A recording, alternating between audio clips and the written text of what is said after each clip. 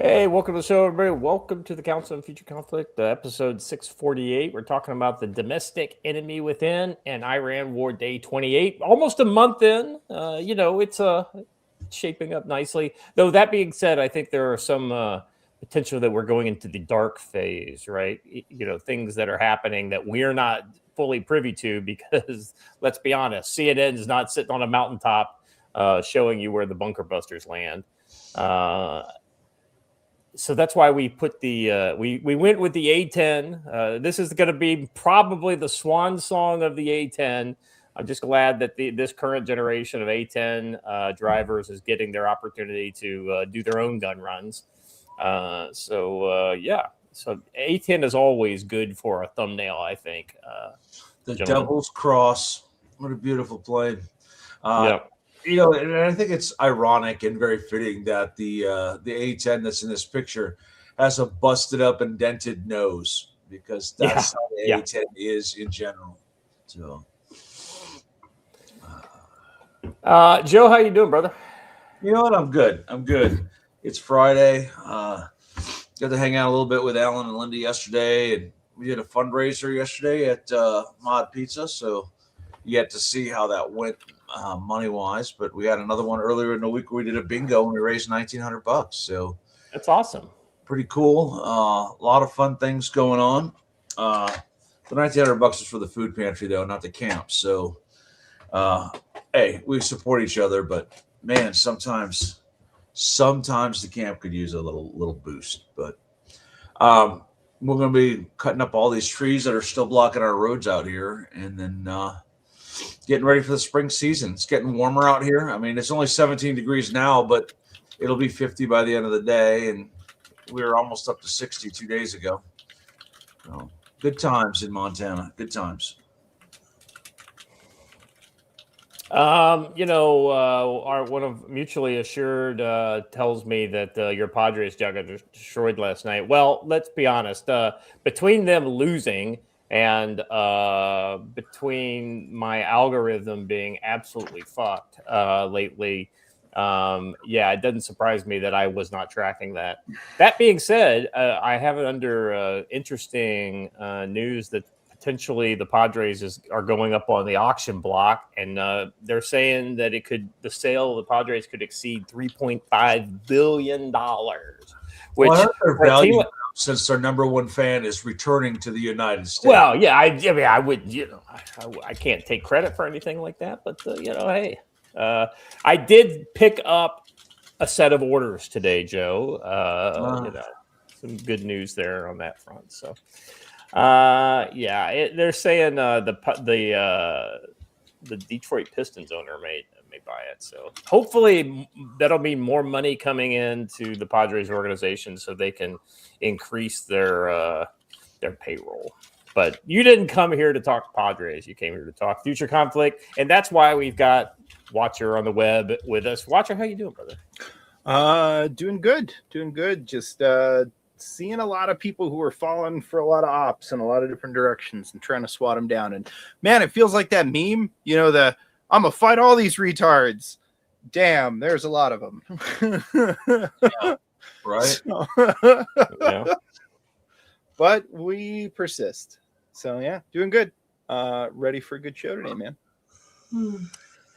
Okay, let's see, gentlemen. One more thing. Yeah. I'm just going to put this out there. I know everyone's all about their sexy Kydex holsters, but leather holsters are still a vibe. And I'm just putting that out there. Yeah, leather has its place. Well, Dale, speaking of A10s, Dale Stark and his father have started a business where they are making leather belts. And that's actually pretty darn cool. I assume he's using his own cows for that. I would guess. All right. I only say that because I bought an Italian leather holster for an Italian pistol. That's just the way that it ought to go. Are you talking about your 92F? No, APX. Okay. Yeah, the 92F is one of those classic leather holster pistols, though. You know, It is, and I'm looking at one of my leather ones for a Colt 45 right now, but I don't have one, ironically, for the 92. But it does look good in the leather holster. Oh yeah, I do. I have a leather inside the waistband one. well, but see, nobody can see that. The whole point of the leather is to add to the drip. You know. Oh, yeah, stand by. This one is within reach. And I'll show you what I mean. Ugh. See, this is for an APX, and this is a nice looking holster, right? That's one you show. Yeah. Off. That's your fancy holster. Yeah, that looks good. Right down to the Beretta 3 arrows. I like the contrast stitching, so you can actually see it. Yep, it's good stuff. Really nice leather. Really nice holster. Yeah. Joe, I've told you before, and I'm going to tell you again. You're going to have to help me do some holster shopping now that I'm going to be back in the States. Yes, indeed. You're like, I will help you spend your money. No, yeah. Well, yeah. I like spending other people's monies. There's a gun show this weekend, so yeah, hunch exactly. I pulled that Jedi mind trick already. I hope she didn't watch the show today. Yeah. Same thing with when she said, what rifle is that on? And I'm like, one of the ARs, and I just left it at that. And she bought it, so we're just gonna roll with that.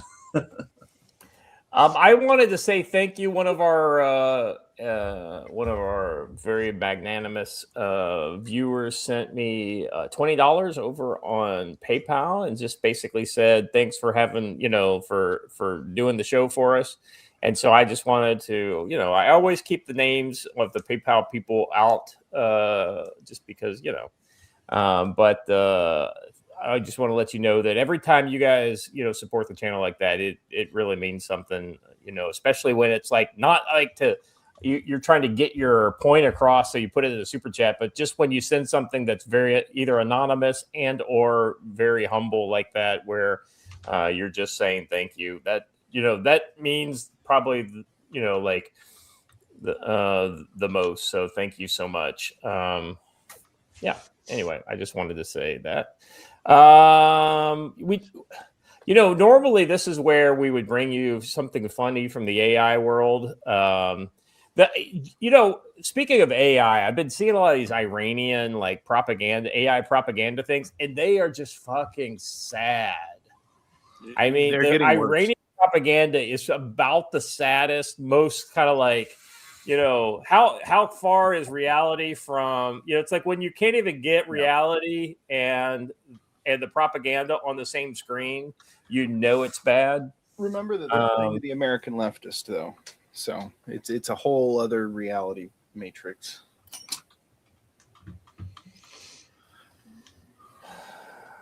Oh, slide it. You got to think of it this way. If you're a Detroit sports owner and you buy a California team, he's looking for an opportunity to move out of Detroit. But I don't know why you would choose to move your money into California. So Arizona, Nevada, these are the kind of the South. Maybe that's where I would be looking to put my money. What's crazy is all the Detroit teams have moved back into Detroit now. Yeah. And I think now they're like, yeah, it's time to leave. The Tigers are like, can we put up some HESCO barriers around the park? Right. Oh. Hey, Watcher, I need to add to the intro. I just thought of this. Is like an AI image of the Ayatollah all of a sudden looking up at the sky, and then we move on. Well, an AI looking up at the sky and then cut to A-10 gun run, Yeah, beautiful. Speaking of things that are beautiful, the following clip I am going to let play for humor's sake without comment, Scott. I think let me just say one more thing, because I was leading into this when I mentioned the Iranian AI stuff, and so normally we would bring you something AI because AI is just so fucking ridiculous, right? and sometimes we find something that is real. Sometimes real life is just so much more ridiculous that you wish was AI, and you're so glad that it's not. So let's play the clip. Did you guys know that 10% of those married in the world are married to their first cousin? Isn't that amazing? 10% of those married are married to their first cousin. 1 in 10 married couples are married to their first cousin. In the world. In the world, yeah. So in the Yeah. United States, it's frowned upon, right? Yeah, But I do want to say it has been recent scientific evidence indicating that the likelihood of a child being born with certain disabilities because of incest is much smaller than we thought. By the way, you think you don't know anyone who, in America, you were joking around that 1 in 10, etc. My grandparents are first cousins. No.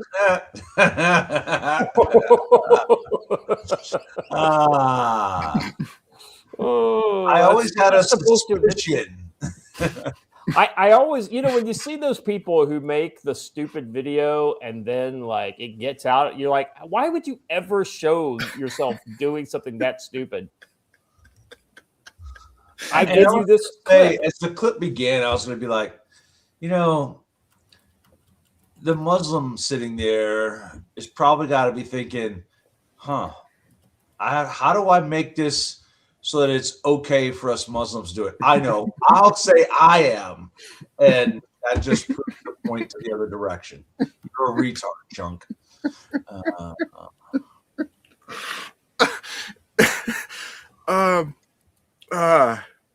That isn't the only video of absurdity from real life that we have. Facts, unfortunately. Yeah. No, we have a lot of that today. Oof. Oh, Scott. Anna Kasparian must have a cousin she thinks is hot. I mean, that's all That's what's going on right here. That's exactly what's happening. Maybe she used to be from Kentucky. I don't know. Scott, this next one's a little heavy. I don't like this one. Oh, although we picked the one that didn't have the full explanation, so that'll be fun when I get to fill in the other details because it's so much worse.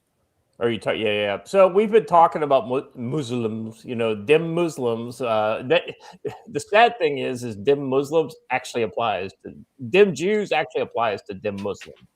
I mean, so yeah. So nothing better to do on a Saturday night. This 600-year-old Catholic cathedral hasn't been burned down in a while. Let's burn that down in Nantes. Was set on fire by a multicultural migrant. No, he's not multicultural. No. He's from one culture. Yes. No. That's I'm reading the. No, I understand. Yeah. I understand. In 2024, over 94 church arson attacks were recorded in Europe. Yeah, sorry, I just wanted to get that out before we kind of opine because I'm with you guys. I mean, this is literally Muslim African. I mean, there's two. This sheds new light upon the Notre Dame fire. Let Joe go, and then I will enlighten you about the full details of this because again, it is so much worse. I already went.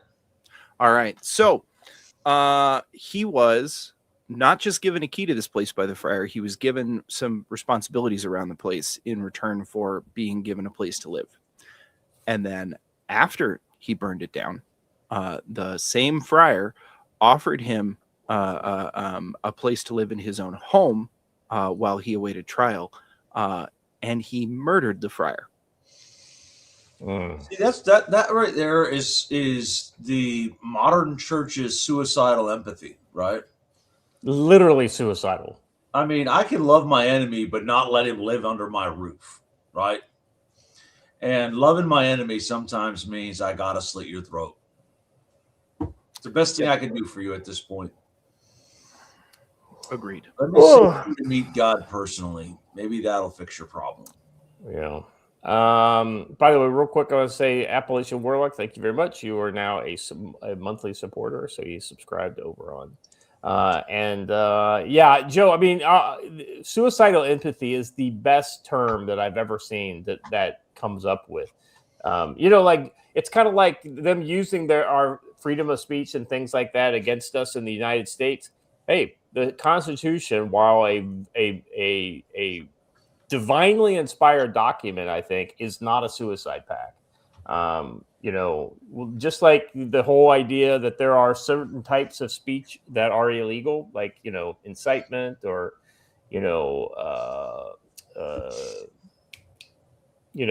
lying about people and things like that, actual malice, all that, whatnot. These are probably our new categories under like violent proselytizing. Incitement, would that be incitement, Joe? I mean, like, could you literally take entire passages of the Quran and call them incitement and then It depends on the outcome, right? You could say it. It depends on if anybody ever acts upon it, and that's where the problem comes in. Yeah, you're right. I've got a solution. It's just not that hard. Is it the solution that comes after all the other ones? So it is the final one. Yes, it's the last solution. It is the last solution. Man. All right. Yes. We're starting out with a banger there,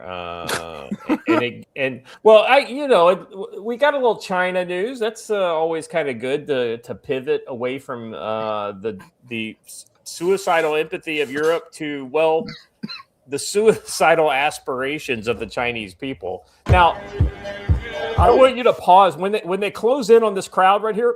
Pause on it. Right, pause. Now, look at these people. These are people lined up to get a bus or to cross the street or to do anything, like old people, ladies, man with a pot belly, people carrying bags. Like, this one's got a helmet on. All right, this one's got a helmet on. He's there for something. But let's be honest. This looks like the most normal people that, so this is not what you would call like Antifa, like black blocs showed up to rumble. You know what I mean? All right, go ahead.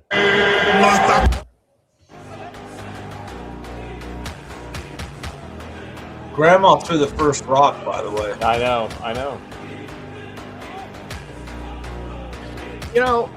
I will say that the invention of the internet and the camera phone has really changed my opinion on old ladies and the harmlessness thereof. She's gonna do it again too. Yeah, because she's still over there. She threw the rock and they went to get her, but they got other people. So, okay, so why are we showing this, right? Well, we're showing this.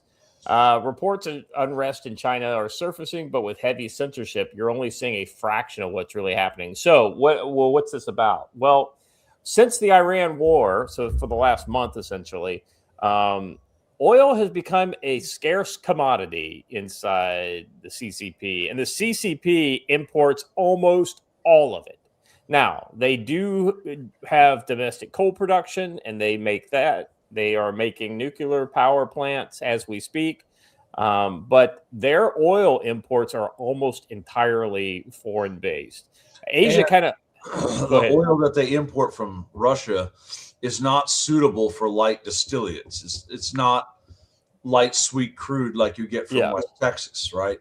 It's heavy mazout oil that is only used for industrial uses or things like that. So it's Asia as a whole got fucked in the global lottery when it comes to oil. There's just not a lot of oil production in Asia. East Asia as a whole. And so you're seeing, we'll talk more about that, and how that kind of gets, but these people are under a lot of stress because of this.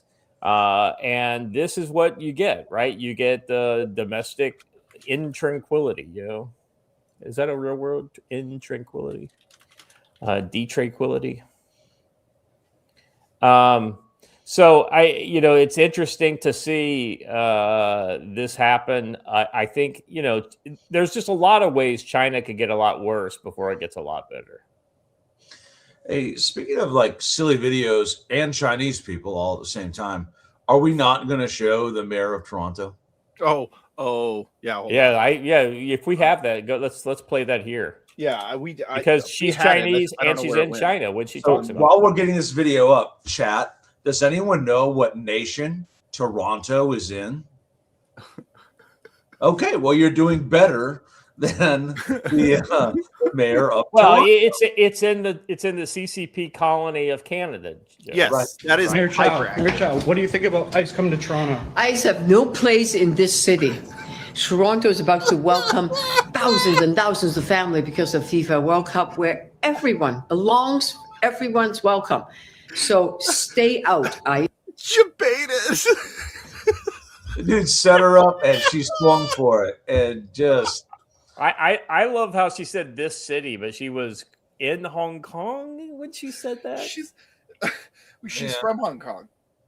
I know, but was this filmed in Canada? Yes, Yeah, this is in Toronto. Oh, okay. I was under the impression that she was actually outside of the country when. I have good news for her in response to her video. ICE will not be coming to Toronto.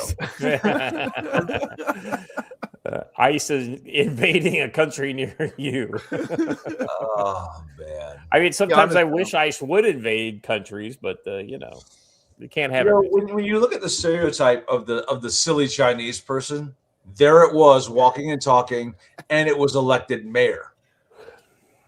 Awesome. I'm not even going to talk about how the fact that if an Asian woman can't drive, she shouldn't be a mayor of a city. I can tell you, I know they can't drive because one hit my car yesterday. So. Oh, really? Yeah. That's what I spent most of my day doing, was taking the car to the BMW place to get it fucking fixed.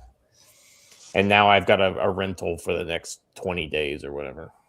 The good news, it's all her fault. Her insurance is paying for it, so that's good. All right.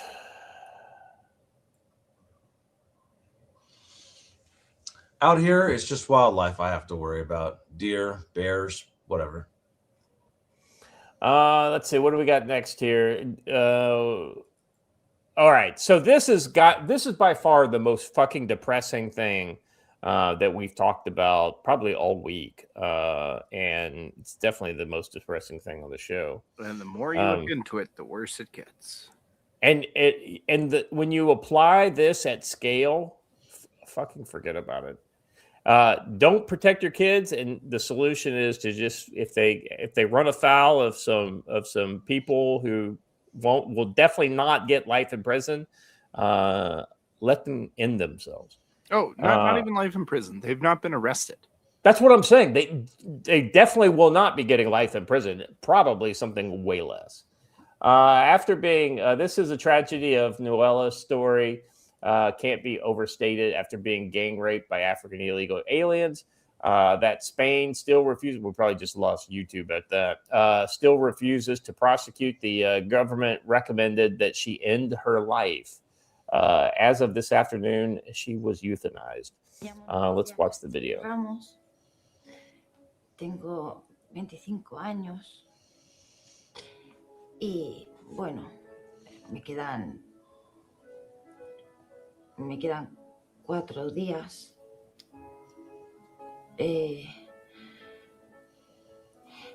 Básicamente porque el 26 ya me hacen la eutanasia. ¿Has dudado alguna vez? Push pause.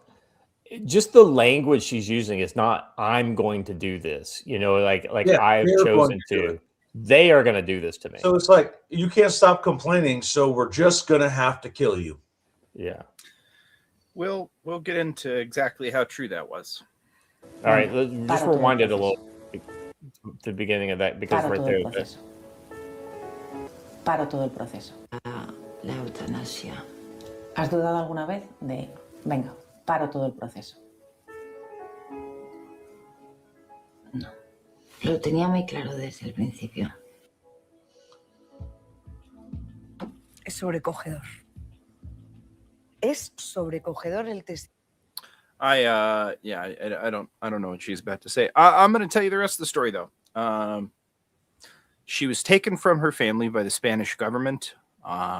There's some debate over ultimately what that was over, but it does look like it was over financial situations. She was placed into a group home setting where she was gang raped multiple times by Muslim migrants. The staff at the home refused to not only report that it had happened, they refused to change anything about her situation. So it just kept happening to her over and over again with more and more people every time. She eventually tried to commit suicide by jumping off a 5th-story balcony of a building. She survived, but ended up being paraplegic. She was basically told, we're going to put you on the euthanasia program. It's very clear from everybody in her family that they talked her into doing this.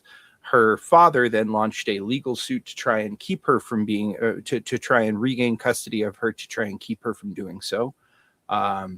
The state had already given her organs out and had already decided who was going to get her organs after she had passed. And so the state denied his case and then would not even allow her friends and family to visit her before she passed in case that might influence her decision. There are reports by many different people that she had started to express doubts over it in the days up to it, but because the state had already locked into it and had already promised the organs to other people, it was too late. So, brothers, let me just say this, and I'm going to get dead serious here.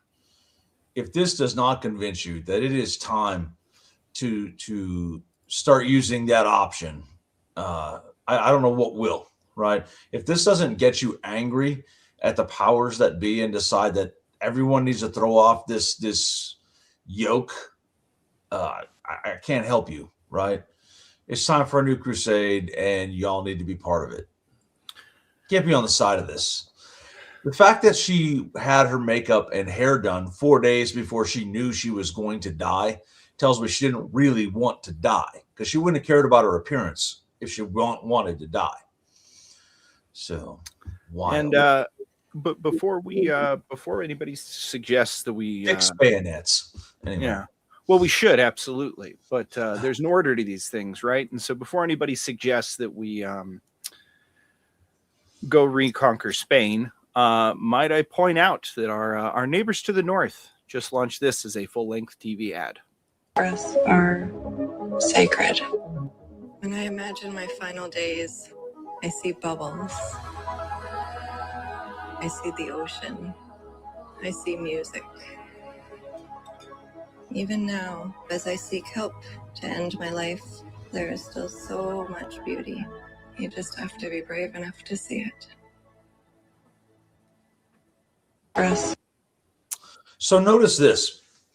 When you see assisted suicide throughout the Western world, who do you not see in the commercial versus who you always see in commercials? In other words, assisted suicide is only for white folks of European descent. It is not for the others. You'll never see them feature a First Nations person in an assisted suicide ad. You won't see them put a Muslim immigrant or Indian immigrant in the assisted suicide ad. You'll only see Europeans. It's so plainly obvious what they're doing, who they're targeting, how they're going about it, and frankly, who's responsible and what their addresses are, that I don't understand how we're still in the situation we're in. But and listen, y'all, it's not tragic. It's absolute war on you. It's not a tragedy. It's an actual attack. Agreed. Yeah. Yeah. I mean, they hate you, and they want to end our entire way of life. Do not go quietly into that dark night. Oh, maybe Cobra Commander and Death could save us. See, and Jim tells you, we love you, brother, but this right here is the whole problem on the entire right. I'm just waiting for the go signal. Everyone's waiting for the go signal. Who exactly is supposed to give that to you? Yeah. Donald Trump? A man has to draw his own line, and he can't wait for others. You have to decide for you when you will go. Don't pass that responsibility. Sorry, I'll get off my soapbox for a little while. No, you're good, brother, because I don't disagree with you at all. All right. Let's jump back in. Joe, you want to talk a little bit about tactical-wisdom.com?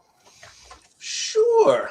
Tactical-wisdom.com is where you can find all kinds of preparedness information. It's updated quite often. We'll get an article out over the weekend. Lots of good stuff going on there. I don't know what we're going to write about this weekend, but maybe we'll write about that very issue, right? Like where are you right now?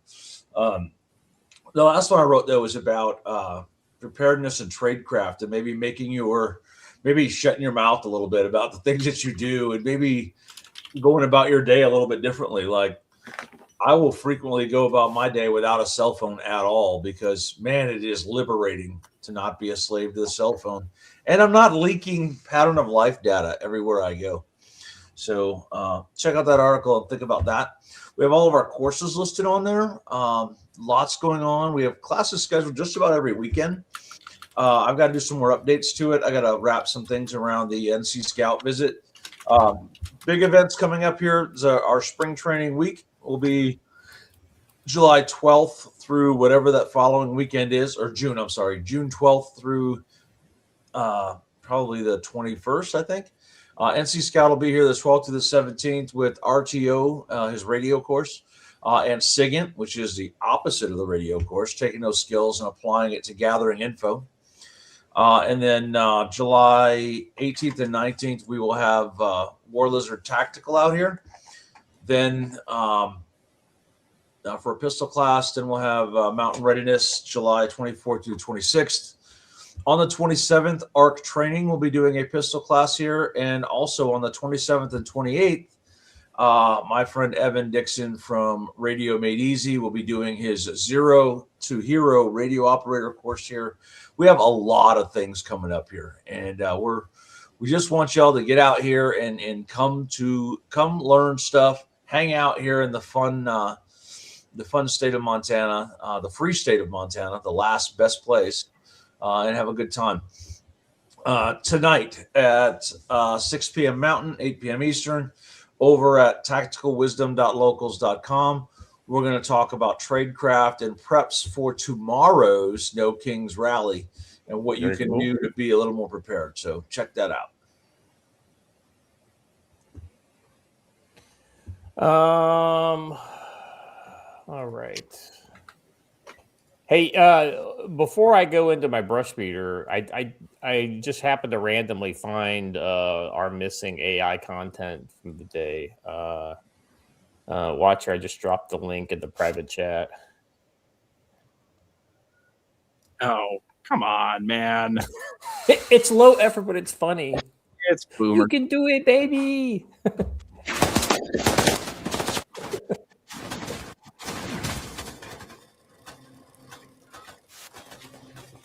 All the people sitting on the sidelines while America and Israel fight.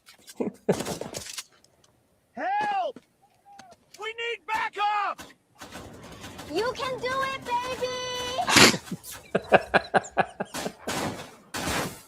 Okay, that's enough!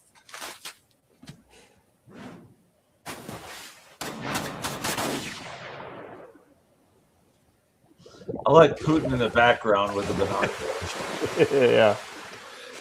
That's pretty Carg Island. Chibi Trump.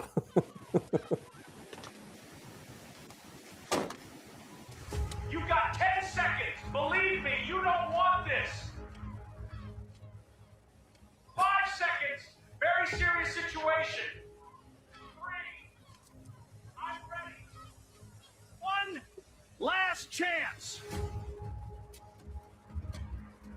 You know what? Forget it.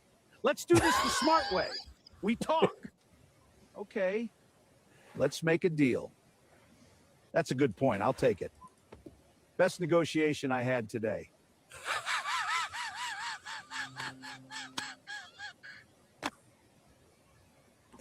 I mean, you know, it's definitely poking fun at our old president, but it's pretty funny.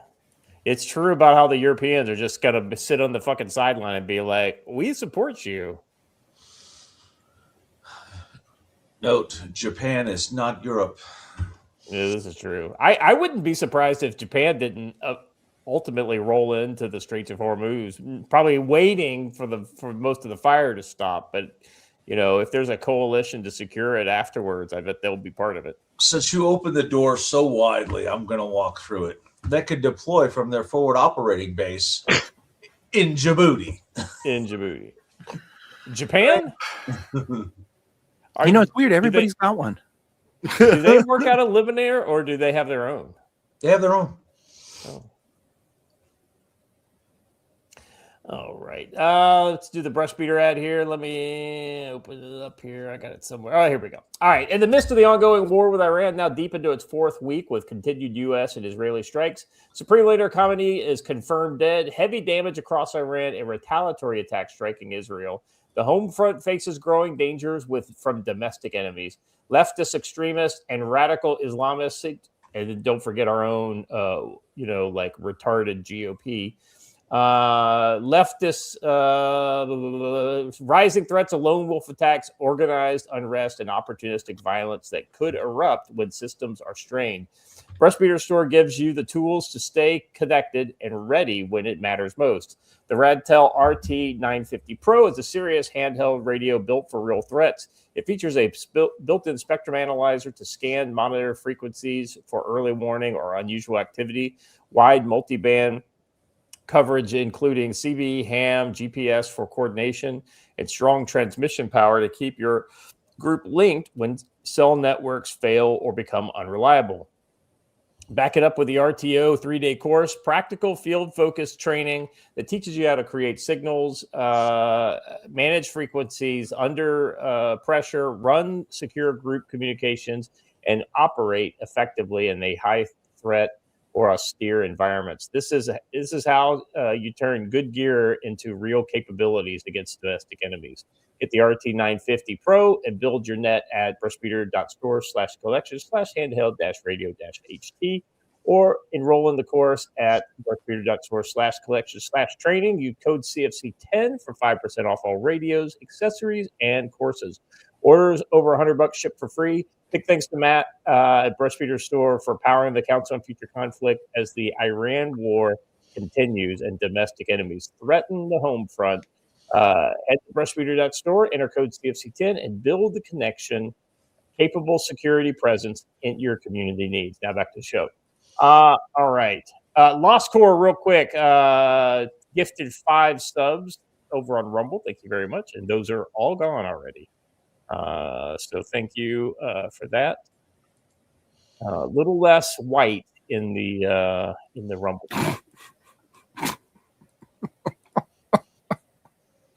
Phrasing.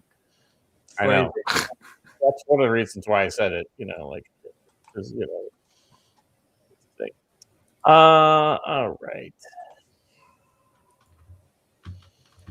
So first up, we're talking about these morons that are literally trying to shoot ourselves in our own forehead, right?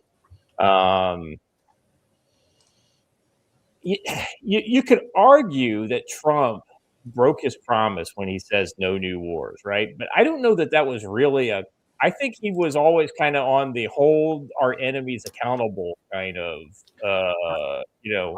I will point something else out before we ever move on from that statement, which is remind me, when did the Iranians declare war on us? Well, you're getting to my punchline here, but yes, absolutely, this is exactly right. So I would argue that he didn't start a new war, right? Like in Syria, people pointed to Syria as his new war, right? Like because he ramped up Syria in his first administration. No, Syria was ongoing when he picked it up. There were U.S. forces in both in Syria on both sides of the conflict, and also in Iraq before the Trump administration began. And then this is a war that's essentially been going on since 1979.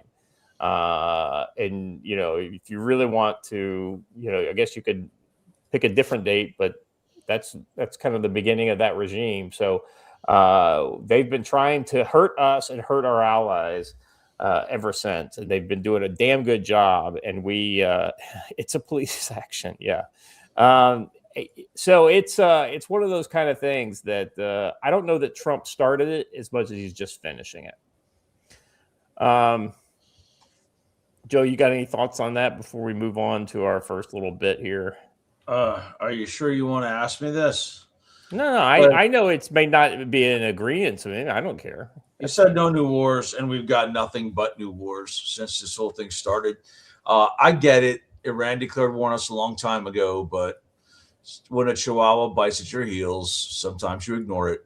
That being said, I do think that Iran had a punch in the nose coming, but I think we're going to take this way farther than just punching them in the nose. I think we're going to be going into a ground war. That's not something we really wanted. Yeah, I don't disagree with that, Joe. I mean, my kind of thought is that if he after the action, if he pulls American forces out and lets others kind of handle the whatever happens on the ground after the fact, I can live with that, and I can call it a win and then just move on. Whereas if we end up with blood and treasure sunk into this place for the next 20 fucking years, like we had with the GWAT, then it's a fucking failure, and it's egg on his face. I'm gonna say something unpopular. Well, you always do, Roger, but that never stops you before. I think this has a nexus to domestic issues that a lot of people are pretending like it doesn't. I think there's a reason that the Obama administration sent billions of dollars and pallets of cash to the Iranian regime. I think there's a reason that the Biden administration was infiltrated to the gills by Iranian agents, and it seems like they were placed into high positions on purpose. Well, that's all 100% true. It doesn't change no new wars. I mean, I'm just saying, right? The question was, he said no new wars. Did we get new wars? Yes.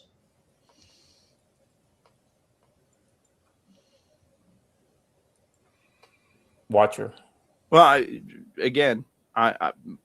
don't agree with the premise as I stated in the beginning. I think Iran's been at war with us since the revolution. I think that you can call them a chihuahua nipping at our heels all you want. If they have the type of domestic penetration that we've been talking about them having for a long time, if they have spies in our high-level intel organizations, if they have proxies overseas that are looking at attacking us and are willing to attack our interests in all places, they're literally the nexus of where all of our other enemies are able to dump funds into and gain deniability. If you think Iran is the only place that has spies at the highest levels of our government, I've got some bad news. No, I don't, but I think that they're easily recognizable and they're easily tied what you're to saying harm. is that's a justification for war. Okay, then we should be at war with Russia, China, the United Kingdom.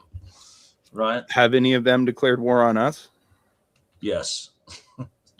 Some might say yes. Well, some might say, and I agree with you, that China for sure is definitely at war with us, but they haven't formally declared it the way that Iran has. Which okay, Watcher. Well, I mean that's a fair point, but I mean you guys don't agree with each other, and you're not going to convince the other. So again, I agree. Iran declared war on us, 100%. But the man said no new wars, and here he is. And we were not actively fighting back, and now we are. No matter how you spin it, whether Iran declared war on us in 1979 or not, we weren't fighting them, and now we are. I'm not saying it's right or wrong. I'm just saying he said, of course, there is indeed a new war. Yeah. Well, I mean, I totally understand your position, and I understand where Watcher's coming from, and I agree. Yeah, but yeah, and let's be honest. I think we need to have more of this kind of honest discussion, in our community where we don't necessarily agree, but at the same time we totally respect and try to understand where each other's coming from. That's one of the things that kind of outlines this whole kind of thing that we're getting ready to talk about, which is a complete breakdown of people who generally agree with each other and why this happens, right? And so on one side, it's basically you've got just, I don't know, maybe cognitive dissonance, and on the other side you have controlled opposition. So we're going to put this before you, and it's kind of going to be up for you to decide. Let me make sure I got these real quick. Hey, let me before I get into this first thing here, let me hit these super chats. Circus Zero for $5. I thought you might be going for multiple clips of sync advertising for animal loving. Well, maybe that's what happens when you have first cousins contributing to your genetic bottleneck. When your family tree looks more like a shrubbery. All right, Lance Corporal Veteran for $5 says you can't hear unrealistic promises and expect unrealistic results. Always gauge campaign promises with reality. Yeah, I mean, I think that's true. It's one of those kind of things. It's one thing to promise something and then to then not necessarily give what he promised, but understanding that the world has changed. So that's one thing. And then the other thing is like promise A and literally go 90 degrees to D, as you're jumping off position without any real change in the circumstance. And so can I address something in the chat real quick? Yeah, go ahead. I'm sorry. After you're done, I'm sorry, Scott. No, I was done. So somebody said, so all the guys killed and maimed in Iraq are chopped liver. Man, first of all, F that. Yeah. That's not true. I was there the day we cut some people down from a bridge outside of Fallujah.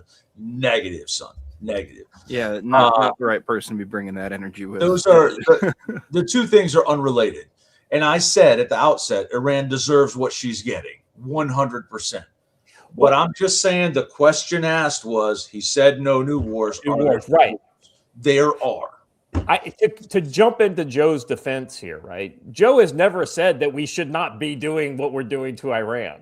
I don't want to speak for you, Joe, but I think I got you straight on that because you and I both have kind of seen eye to eye, like, hey, we don't need to be going in and starting trouble, except Mexico, Iran, and maybe you could argue China, but we're not in a position to do it with China yet. So that's a 100%. To be continued kind of conversation right there.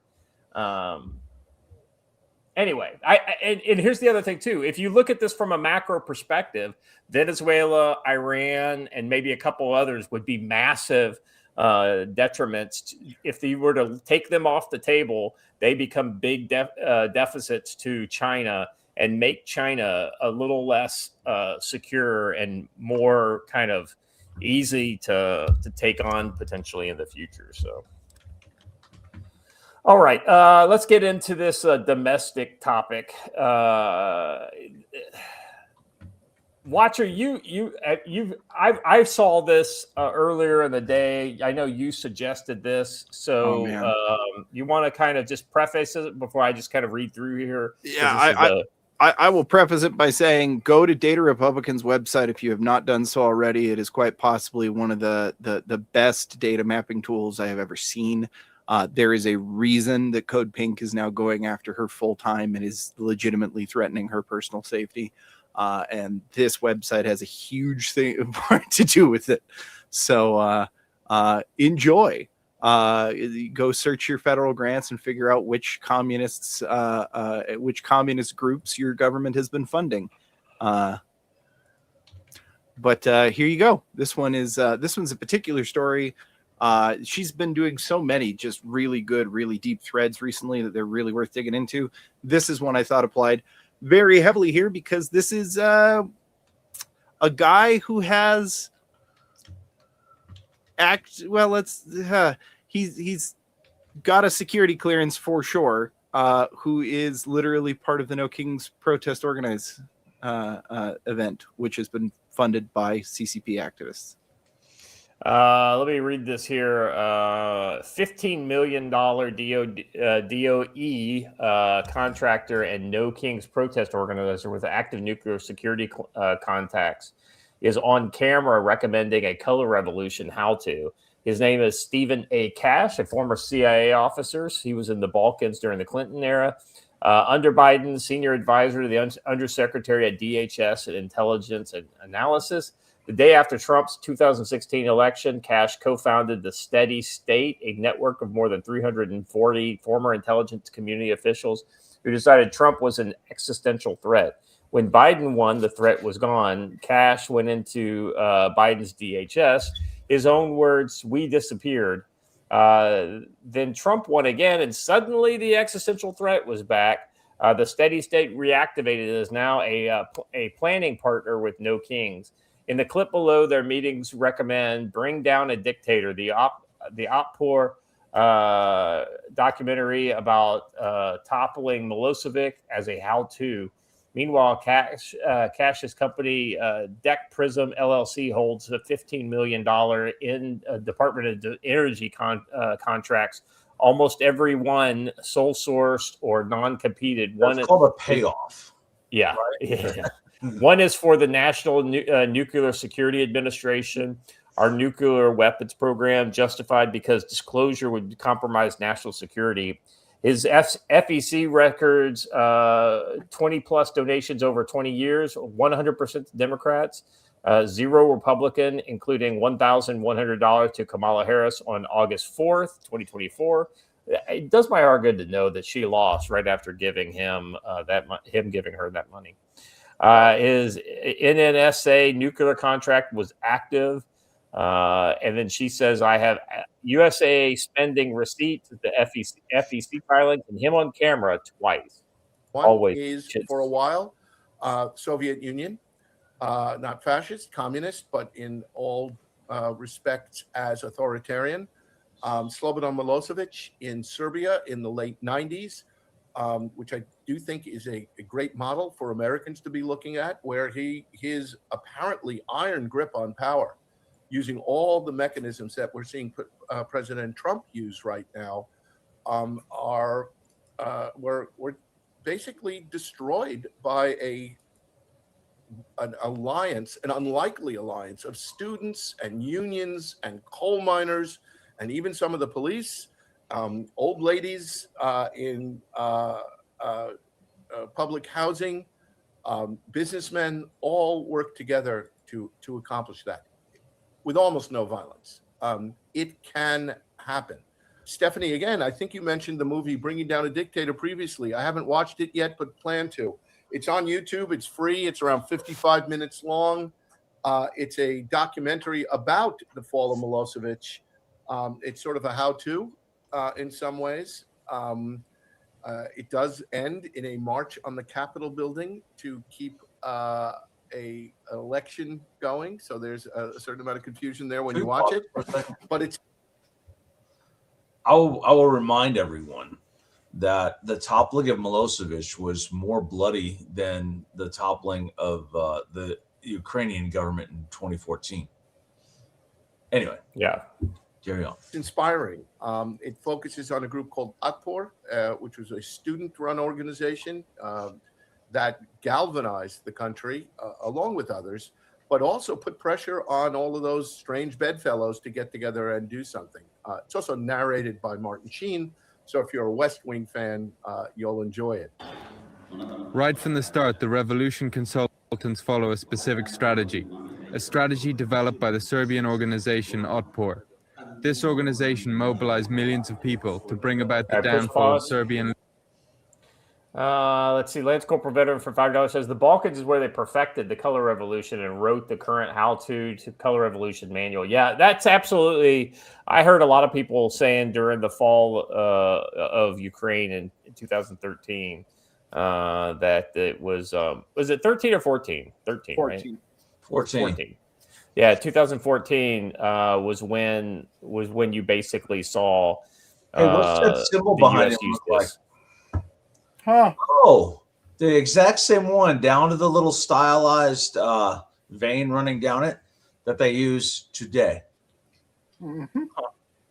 Durna for $5 says Optor means Optor. Is it Otpor? Hey, Otpor. I'm glad you brought this up. Guess what the Iranians call themselves? The Resistance. The Resistance, yeah.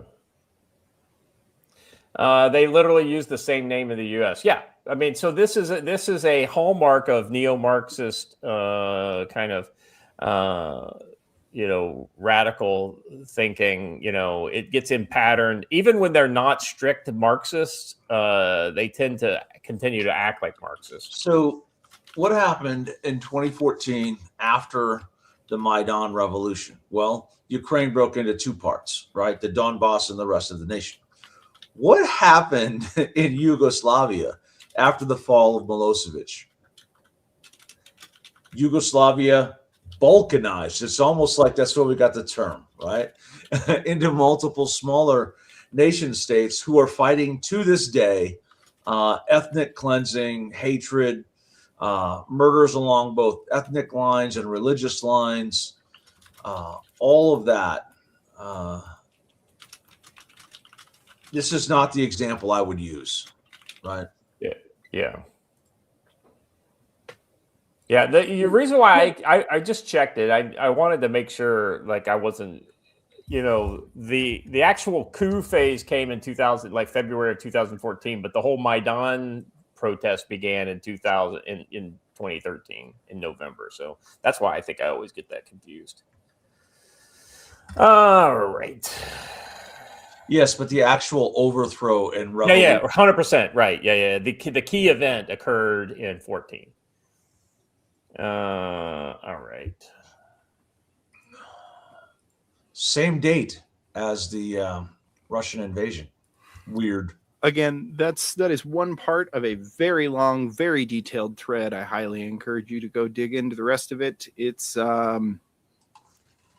pretty amazing who that guy has been funding and talking to, and the bot networks that have been floating them. And it's almost like there's an organized resistance in the United States, huh? I mean, call me crazy, and they're probably willing to do all kinds of things It's like certainly ballots. not any sort of insurgency. The steady state sounds a lot like deep state.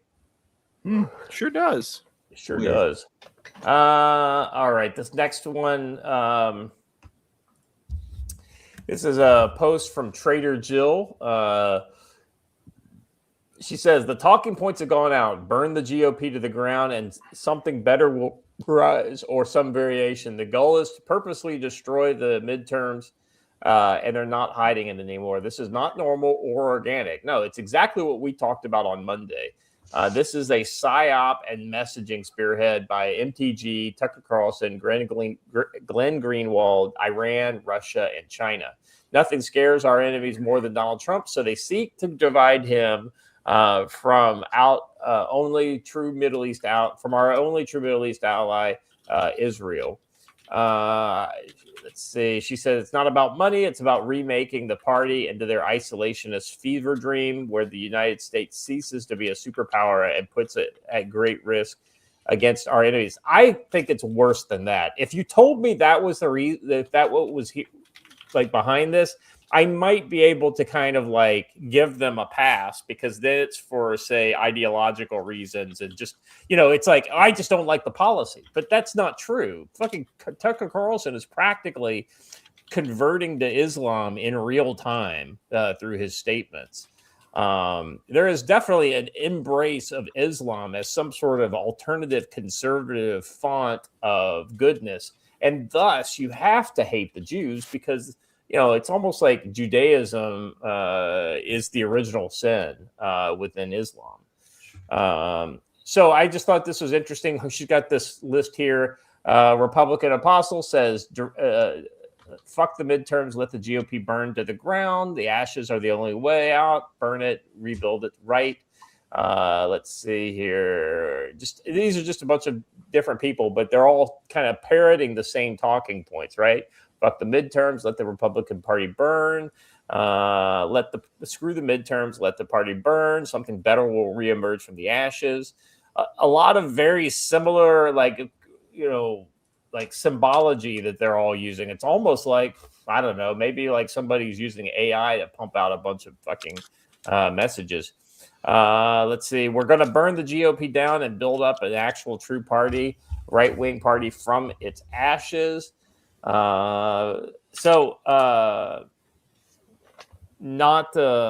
the Groypers are all over this as well. And the Groypers are well documented as using essentially bot networks in order to kind of flex their muscles. So you got to figure this stuff's coming. Joe, when you see this kind of coordinated messaging, I mean, what immediately comes to your mind? That they are part of the problem.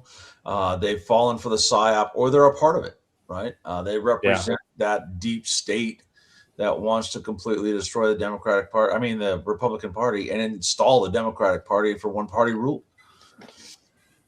And they'll say, "Oh, no, it's not one party. We're going to allow the Green Party and the Libertarians, you know, the people who can't win anything. We're going to let them run." But Watcher, what's your kind of take on all this?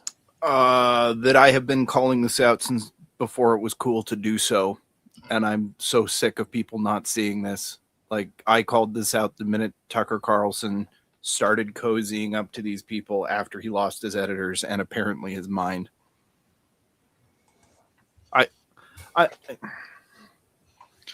The coalition of them is so obvious when you see their posts all come out at the same time with the same wording, with the same fucking everything, all within a few minutes of each other. When you see who reposts them and what part of the world they get pitched to, I don't understand how people fall for it at this point, other than if you're not paying attention or you're one of the targeted groups that you have a grudge that is so easy to take advantage of because you hate a group of people.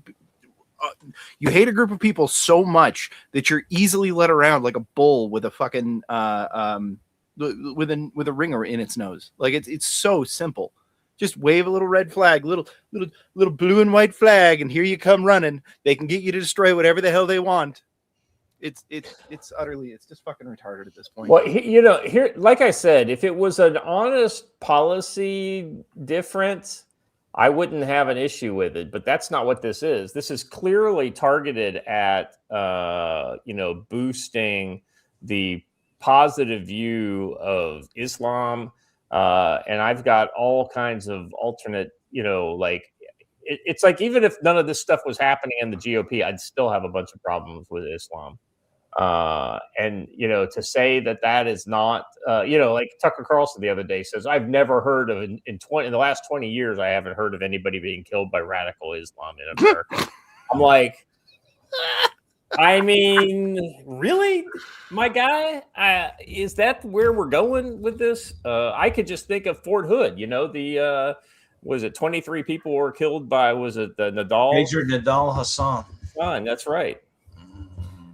So that's just one, and I know there are many others. So it's one of those kind of things that you just have to be going out of your way. It's one thing to be mistaken. It's another to be intentionally misleading. And Tucker Carlson knows he's being intentionally misleading. He's not that naive. He's intentionally misleading. Raging Psychosis says he's that naive. Not at all. He knows better. He's just intentionally misleading. He's taking those dollar bills. He's made he's made exact polar opposite statements to statements that he's making now less than 5 years ago that are getting pulled by people that have the archives. Like it is beyond obvious what is happening. But speaking of people who have lost their damn minds and any amount of respect I had for them, I think this is a fun little two-part here with Glenn Greenwald saying something utterly batshit insane and then somebody else putting him in his place. So let's, you want me to read it? Yeah, go ahead. So the original poster says, Iran hasn't asked Trump or anyone else for ceasefire because Iran has won the war and controls the world's oil. She's quoting him, Glenn Greenwald, from a previous post. He goes, yes, the world outside of MAGA and Israel knows the U.S. and Israel not winning this war right now. For that reason, they can't stop now. The damage of such a defeat would be generational. The huge risk is that the U.S.-Israel escalate out of desperation and panic. To which Gate Analysis, who deserves a follow for this, honestly, says, nobody knows how it will end, but this is embarrassing cope. The mullahs have played the two cards they have, shooting at everyone in the vicinity and closing the strait. That ammo is spent. They can't threaten it anymore. They've already done it. And they haven't detached the Gulf states from the U.S. They've pushed them closer to us. At this point, their only hope is that the U.S. gets bored or distracted or that oil prices get catastrophically bad. But even that doesn't buy them a win, just breathing room. How do you imagine this works if the U.S. halts a bombing campaign? Do you think we apologize and hand them the keys to F-35s? Do you imagine the sword isn't still hanging over their heads?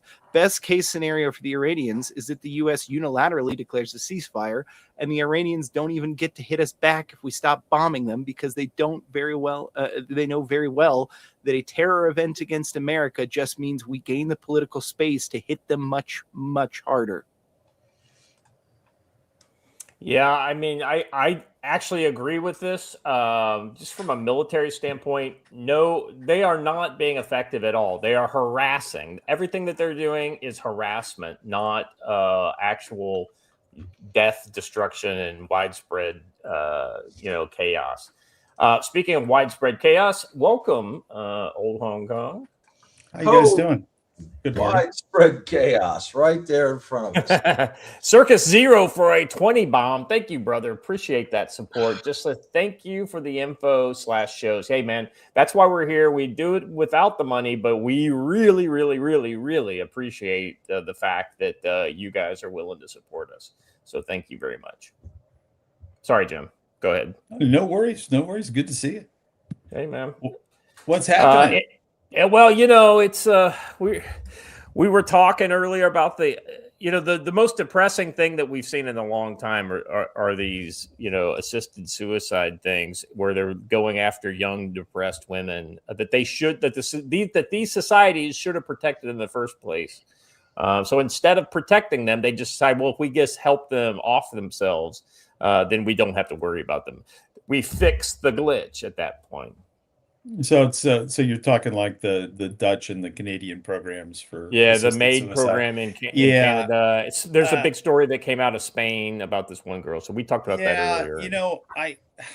I'm on the side of allowing people control over their demise, but not in the case of an angry 13-year-old who has issues. Terminally ill people as they age, allowing people to have more control over how and where they go. I'm somewhat on that train, but I think it's been abused worldwide, and I do think it's seen as a cost control mechanism by people who are godless. And that scares the hell out of me. Yeah, I don't want any of these governments to have anything to do with it. You're hitting the point, which is where this country's gone totally cattywampus. Is it's between a doctor and a patient, and it should never bubble out of that discussion. Yeah, I don't even agree with that, if I'm honest, but I totally respect that point of view, especially if it's more from the kind of libertarian kind of place that's from where I come, and I understand the revulsion of it from the standpoint of people who are of faith.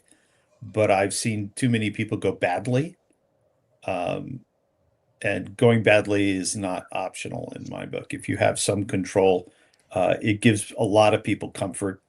And that's not what we're talking about. We're talking about countries that are trying to kill their youth. I just think the regulation is almost become absurd. But what it came down to is they used to defer to the physician. To listen to the patient. And I think that when physicians begin to be targeted for decisions they make with patients, it becomes dangerous. But having government involved in it is always a mistake in my book. It's a very personal thing. It's between you and your God. And that's something that I've thought about many times. Yeah. And I've had parents who were very keen on it. So we were just talking. We're in the middle of talking about the domestic enemy within, i.e., within the GOP. This whole kind of pro-Muslim, anti-Israeli, kind of thing that's gutting essentially the GOP right now. Let's watch this next clip, and then I think it'll spur a lot of interesting discussion. I hope y'all are having a great time. It's great to be back here. You probably noticed that things feel a bit off in the conservative movement at this time. I'm not talking about the White House, of course. President Trump continues to lead with conviction, vision, and purpose. He's reduced illegal border crossings to near zero. He's crushed the woke madrasas of the Ivy League. And now he is reshaping the geopolitical map by ending the Islamic Republic of Iran's 47-year forever war against the United States.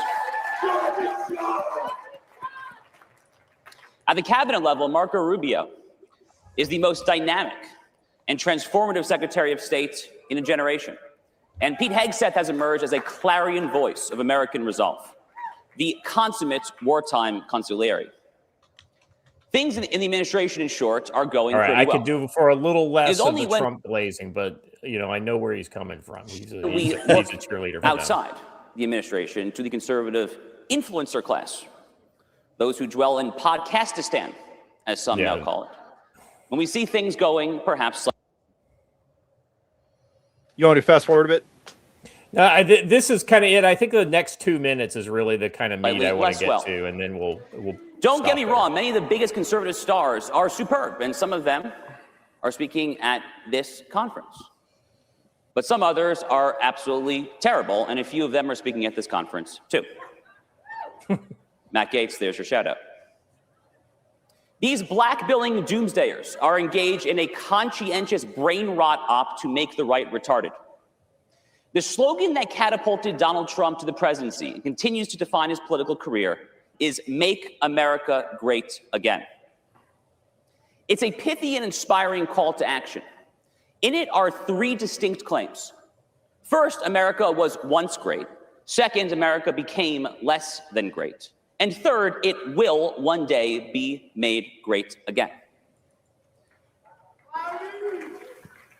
The retard right denizens of Podcastistan reject the fundamental essence, however, of MAGA. Much like the neo-Marxist left, the retard right doesn't think America was ever great. And they certainly don't think that America is capable of being made great once again. They are therefore explicitly anti-MAGA.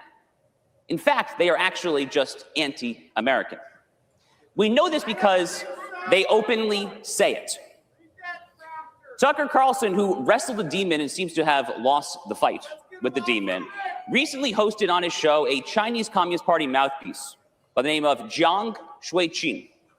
On the podcast, Jiang proposed a new world order in which the United States joins China, Russia, and Iran as quote-unquote equal partners. If you think that sounds patently insane, that's because it is. If you think that sounds indistinguishable from the musings of Noam Chomsky, that's because it is.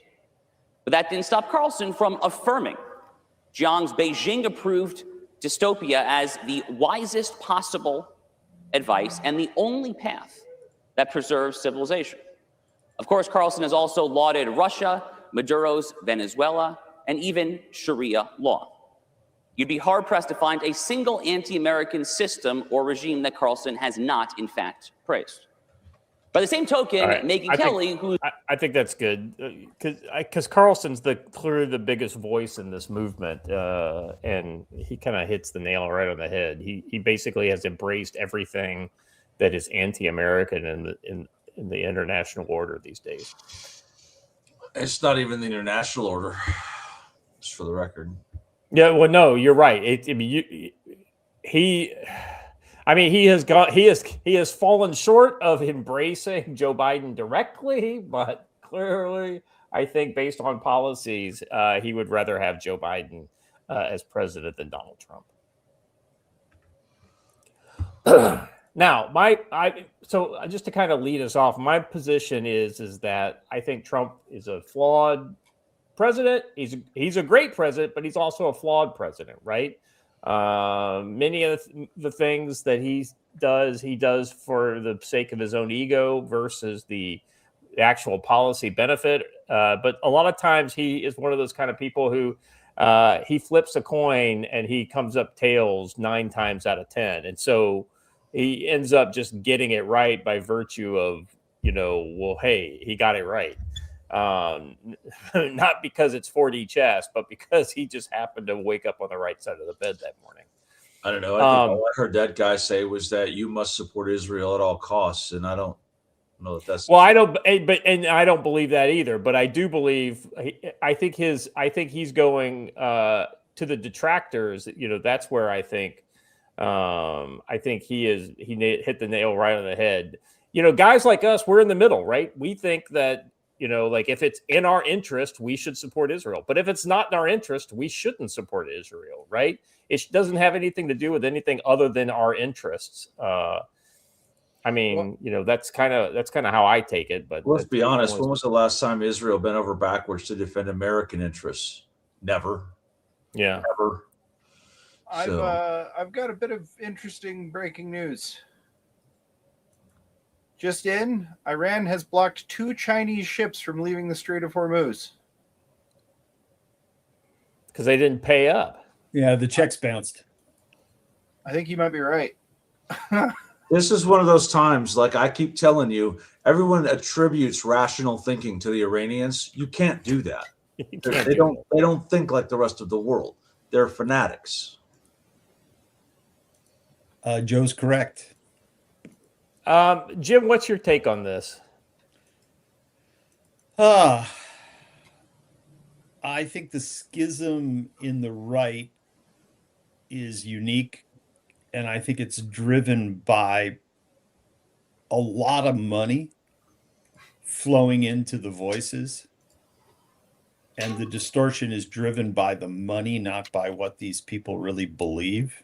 So I think that there's a power struggle to control the money that's going into the digital channel right now. That's why you're getting such bizarre distortion. And I don't think that's going to get better.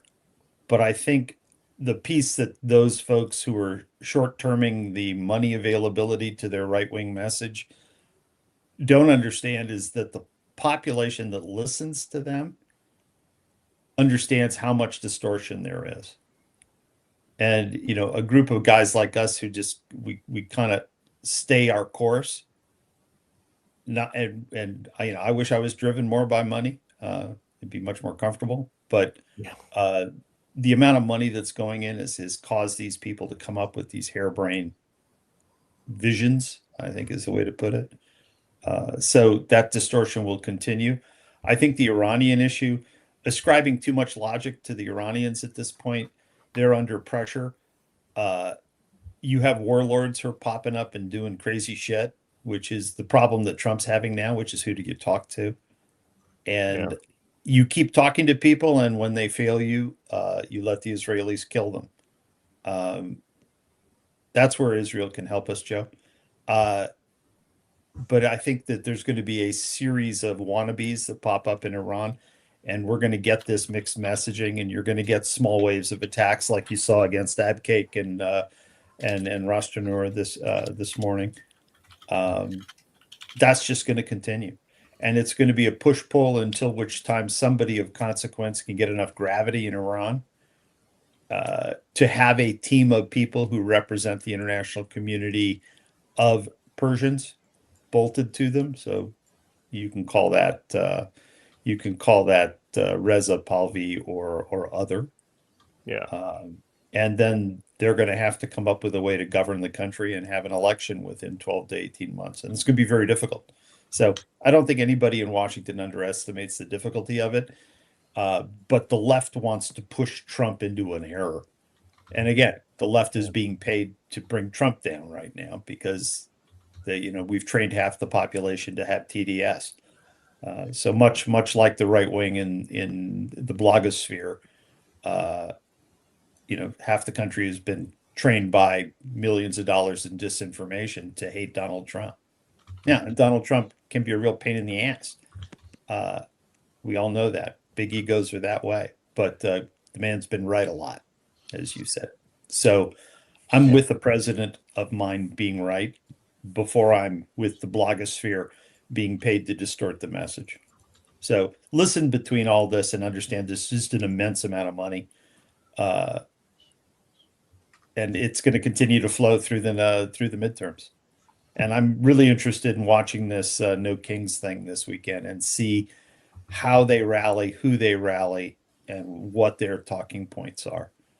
I'm going to guess it's going to be shrill nonsense, but underneath this No Kings rally, you will see the Marxist socialist movement in the United States active and in the streets. Yeah, it's been interesting since the big peak in the anti or the Gaza protests. We haven't seen a big turnout of the hardcore leftists. We saw, with the exception of the anti-ICE protests, but I think that was pretty acute. It wasn't widespread. Listen, well, again, if you follow the money. I mean, yeah, right. No, I think that's right. So No Kings pops up. This is Soros and the guys in China pumping let's say $50 million into the marketplace, and it's being organized well, right? There's a messaging platform here. There's a strategy to it. It's, for lack of a better terms, Tahrir Square, right? Which was Color Revolution 1.0. So there's an attempt to coalesce a color revolution in the United States. It doesn't have sufficient budget to be super effective, but I think it's a test bed. If this No King's Day rally call for the weekend is successful for the left, I think you'll see a much bigger play, 30 days from now, 60 days from now over the summer. Yeah. They'll try to have a Summer of Love event to completely discombobulate the country before the next election. Yeah, the midterms. And the sad thing is, these same people are very against the war in Iraq. They would love to see American deaths in the Middle East. They've called it out. They're cheering aircraft shoot downs that are falsified on the web. They're cheering the cluster bombing of Israeli cities. These people are out of their freaking minds. But they're just so angry about Donald Trump that they can't control themselves. And so when you hear people be crazy, just look at them and say, you gotta let the Donald Trump crazy go. And you got to understand that you're calling for the cluster bombing of a democracy and a city of civilians, right? They're cheering that. And you've got The Economist, the BBC, and the Financial Times out of London, all focused on a single event where a single school in Iran was hit by a warhead that hasn't been allocated to anybody. They want the U.S. to be guilty of a failed targeting event while they're sitting there cheering the cluster bombing of Israeli cities. I mean, you can't make this shit up. Yeah. Yeah, I will note that they get more and more desperate. So there's a lot of distortion out there. So don't fall victim to it. Yeah. I was going to say they get more and more desperate and seem to get more and more obvious the worse the Iranian situation gets. Well, the irony is it's one thing to say, oh, we shouldn't be there. This is not the right thing to do. We shouldn't fight for Israel. These are all valid complaints, right? What I don't understand is when I see these accounts, they are right-wing accounts. Now, most of them are ones I've never heard of before. When they say things like, we're actually losing, we're not winning, That's the money. That's the money. Yeah, right. That's right. That's the money. That's one. And it's almost all foreign money too, I think. It's like when you got the video of the A-10 turning over Iran, and going in and targeting and having pretty much air dominance, and somebody turns that into a negative. No, it's not a negative. That's the young pilot who's been told, probably not a young pilot, probably an Air Force Reserve guy who's in his late 50s still flying the A-10.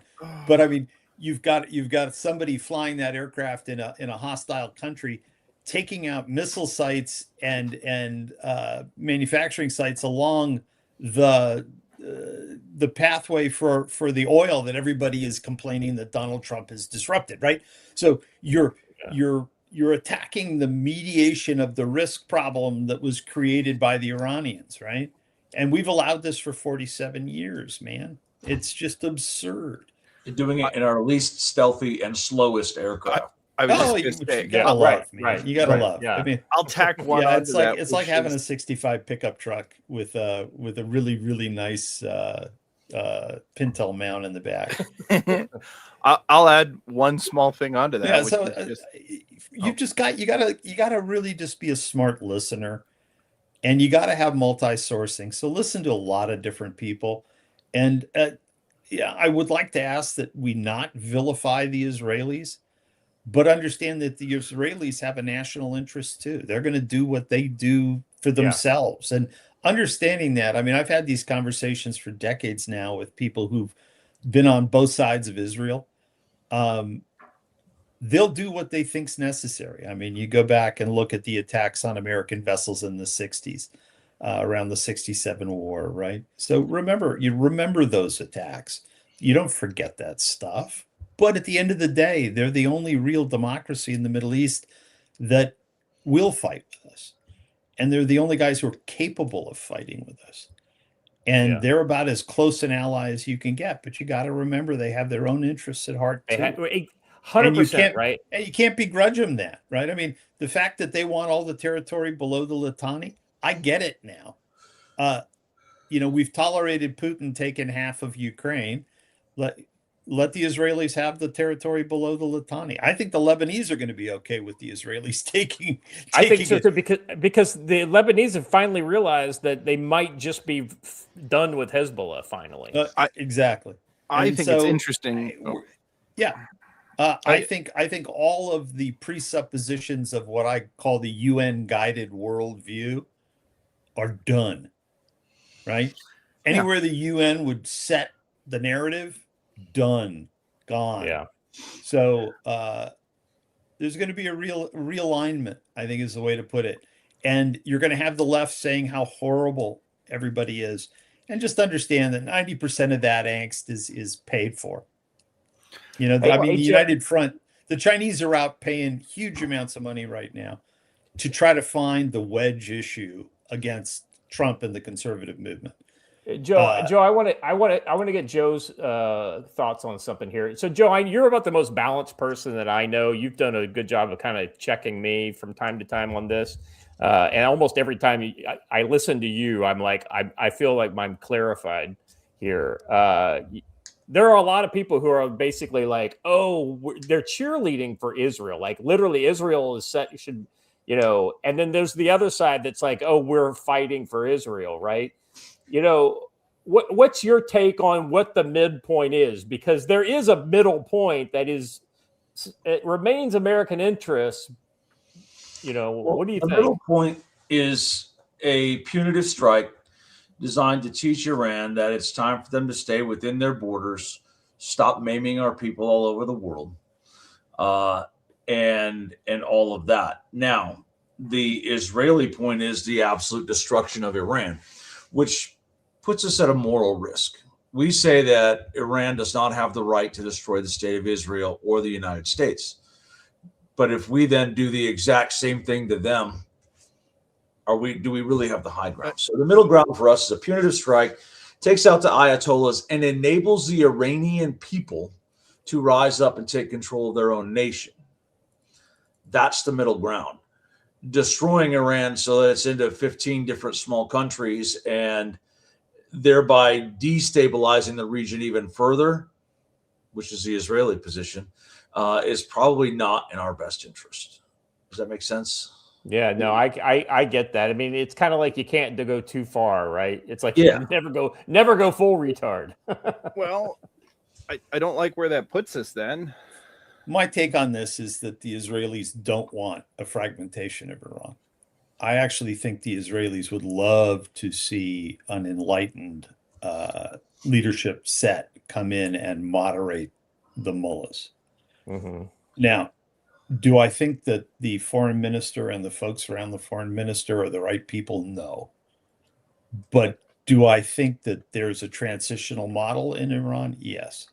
And I think the Israelis are on board with that. The thing the Israelis are not on board with is the amount of time and effort it takes to achieve that. And we're probably the only people with the sustainability to support that. And politically, that's toxic right now in the US. And it's toxic not because the Americans don't want a successful Iran. It's toxic because there's tens of millions of dollars being fed into the machine to speak against the positive outcome to take Donald Trump down, right? So the negatives on the Iran campaign right now are hard paid digital narratives that undermine whatever the outcome is on any given day. And the tempo of that message is daily, hourly. They've got a stack of responses to a positive, negative on everything in Iran. If the Marines come in and take over the infrastructure, negative. If the 82nd Airborne goes in and takes Qasem Island because they want to get rid of the guys who are collecting the tolls, negative, right? Anything from this point forward, you will see a flurry of negatives within the first 10 minutes after it's made public. That is all paid digital counter messaging from somebody who is not a friend of the United States. Just keep it in mind as you listen. That's actually a pretty good point.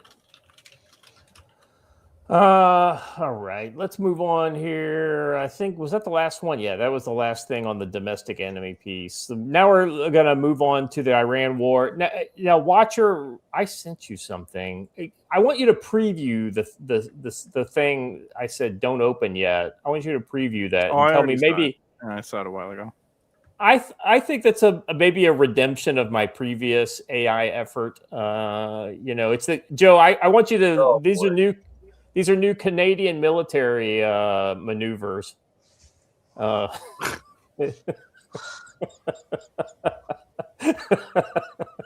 At first, I thought it was real, but I was like, "Oh yeah, they're not getting hurt." Nobody is real. Nobody bounces off the ground and raises. Right. That's what I'm saying. It was the they don't get back up.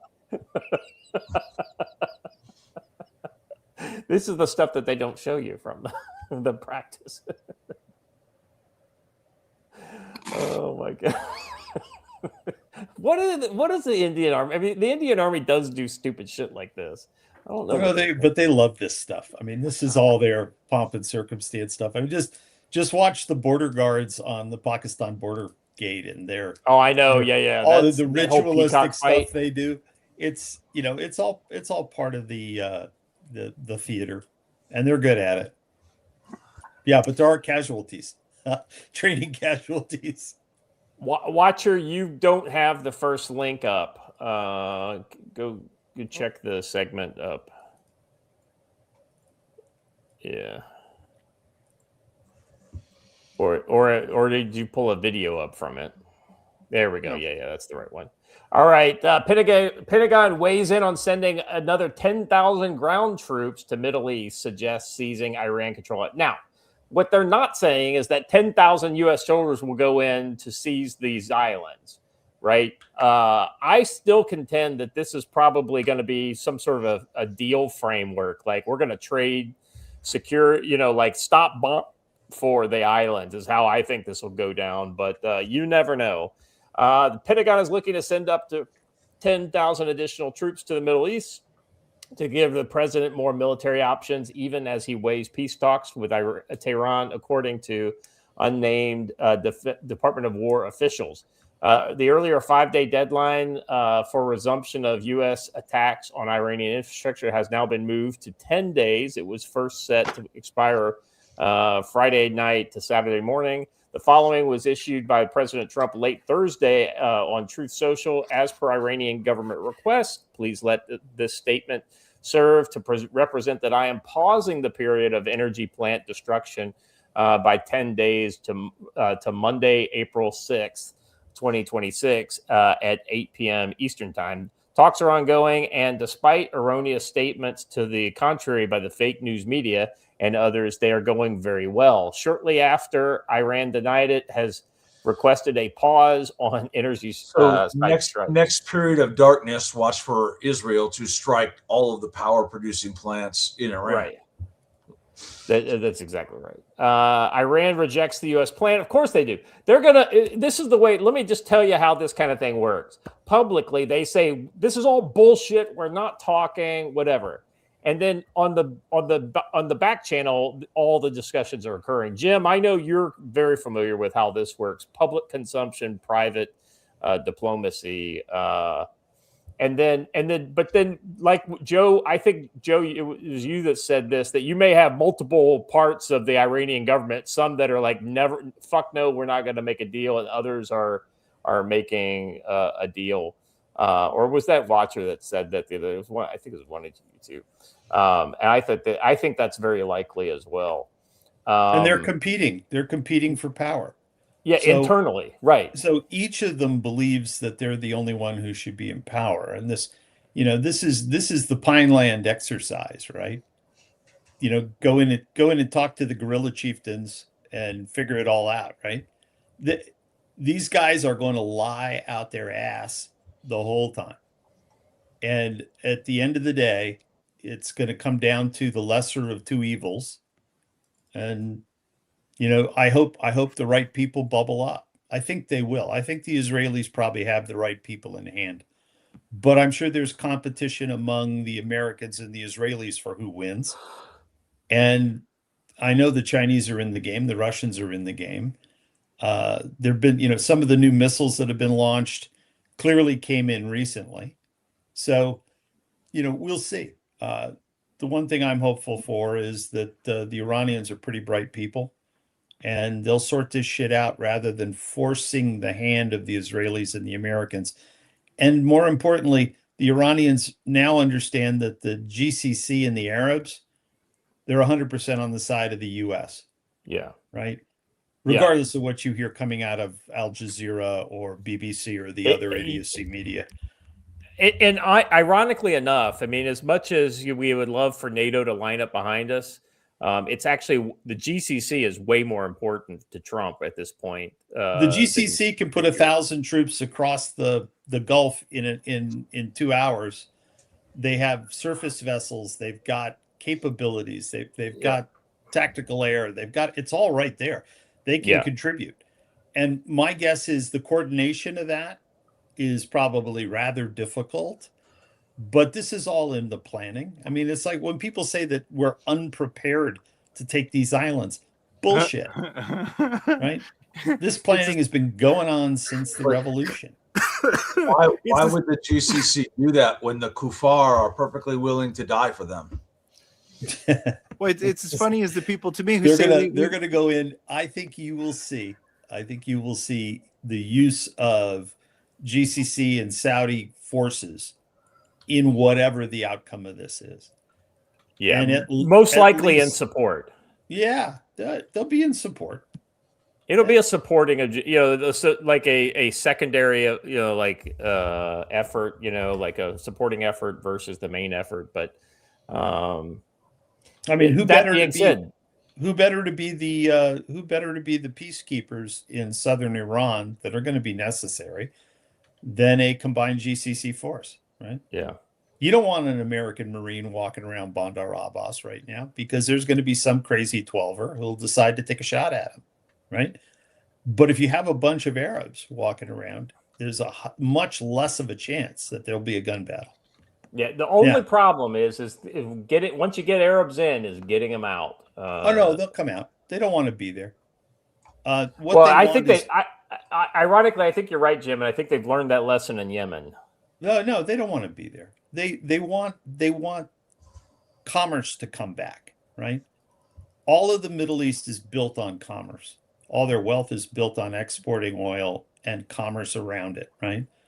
They want it to come back. And the people who are most driven for this would be Abu Dhabi and Dubai, because they do other than petroleum more than they do petroleum, right?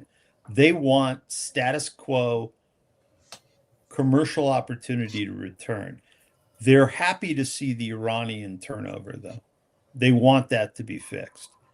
But their relationships with people in Russia and people in China have a distortive effect on their position. So it's got to be watched. But ultimately, they know where their bread is buttered or their lamb is cooked. It isn't going to be aligned with China. And I think that they've come to that understanding now. So let me just continue on here with a couple more points. Trump touts present of several tankers allowed by Tehran through the Strait, while at the same time warning Tehran of no turning back if it doesn't negotiate. Cabinet meeting hails successes while saying the war will end soon, confirms a 15-point plan delivered via the Pakistanis. Iranian hardliners ramp up call to get nuclear weapons. Reuters reports Israel says It has killed the commander of the IRGC's Navy. That guy. Joe, was that Wednesday that news came out? I saw that widely reported. The IRGC Navy. That he's the guy who's in charge of all the small boats, if I remember correctly, right? Yes. Yeah. That's all the IRGC Navy has is small boats. Yeah. Let's see. Iran is laying traps and building defenses on Karg Island. That's why we're not going to go to Karg Island. Karg Island does not need to be taken. You just need to get the. I agree. It doesn't need to be taken. That doesn't mean it's not going to be taken. Well, you make a fair point there. I'll be honest with you. If it's taken before the essentially the ability to fire any weapons is completely eliminated, they will absolutely slag Karg Island just to kind of deny it to us. The 31st might be in reach the 11th by tomorrow or the next day. I'm not sure. They were really steaming hard. So yeah, I assume they just go through the Med, right? The Med through Suez. No. They're coming from Pacific side. Yeah. Okay. Yeah. I forgot which way they were coming from. Just hours after President Trump said he was pausing strikes on Iran. Okay, so we already kind of covered that.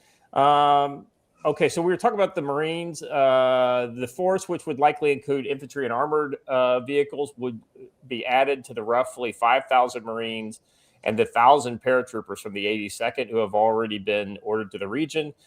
They will join well over 50,000 service members already deployed to air and army bases, as well as on naval ships across the Middle East. We've got a pretty sizable amount of people already there. And just because we're adding 10,000 doesn't mean these are 10,000, infantrymen ready to seize an island. It's very well likely a lot of logistics support for the combat power that's being sent there already. All right, I think I want to go down to these islands. These are the islands we were talking about. Let's see. The Pentagon has suggested seizing Iran-controlled islands of Larak, Abu Musa, located in the eastern Persian Gulf near the entrance of the Strait of Hormuz, roughly 40 miles from both Iran and the United Arab Emirates. Sources tell Axios, in interviews with Axios officials and sources familiar with the internal discussions, described the four major final blow options Trump could choose from: invading or blockading Karg Island, Iran's main oil hub. Blockading, I could see that. Invading Larak, an island that helps Iran solidify its control of the Strait of Hormuz. Seizing the strategic island of Abu Musa and two smaller islands which lie near the western entrance to the strait. And blocking or seizing ships that are exporting Iranian oil in the eastern side of the Hormuz Strait.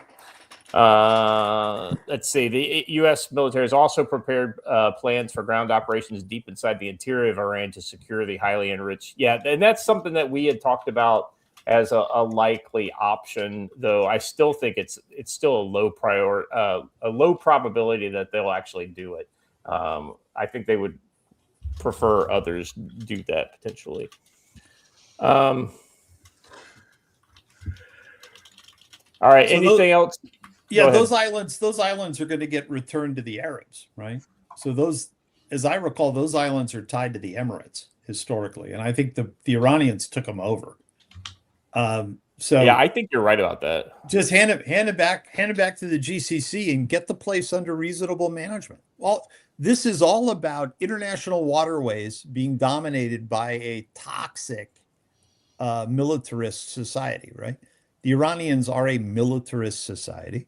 They've been extorting money out of people for a long time on this area, and it's time to stop it. It's real simple. And the GCC is on side with that because the Iranians were stupid enough to attack the GCC. It was just stupid. Yeah. They've reinforced that they're not a good neighbor, which is toxic in the Middle East, right? So no trust now. And everybody says they don't trust the United States. They trust us better than they trust the Persians at this point. So we'll see what happens. All right, let's move on to the next thing. Any final thoughts on that story or the information in there? The next one is let's see. The United Arab Emirates is pushing to form a multinational naval force to reopen the Straits of Hormuz. The UAE is willing to deploy its own navy and actively lobbying allies as well as the United Nations to support the initiative. So far, only Bahrain has backed the proposal, while other countries remain cautious about joining the effort. Yeah, I mean, I think if the irony is the Europeans might actually heed the call of UAE and Saudi Arabia. Especially if they tell them we'll buy more of your weapons. And this is one of the big things the United States has to get used to, is you've got to let your friends and allies do things without you. Support them, right? They're going to need support, but there's no reason that we have to put a young American at the point of that spear. Yeah. That can be them, and let them and the British and the French figure this out. And oh, by the way, the Japanese self-defense force is beginning to figure out a way to get one of its vessels into the region. Force the issue, make them step up and burden share with us. Don't go, oh yeah, it's so nice of you. We're going to come in, big brother this. It's time to let these people stand alone and support their success instead of insisting on taking everything over. The U.S. really is its own worst enemy in that case. We shouldn't run everything. Yeah, and that's for a long time.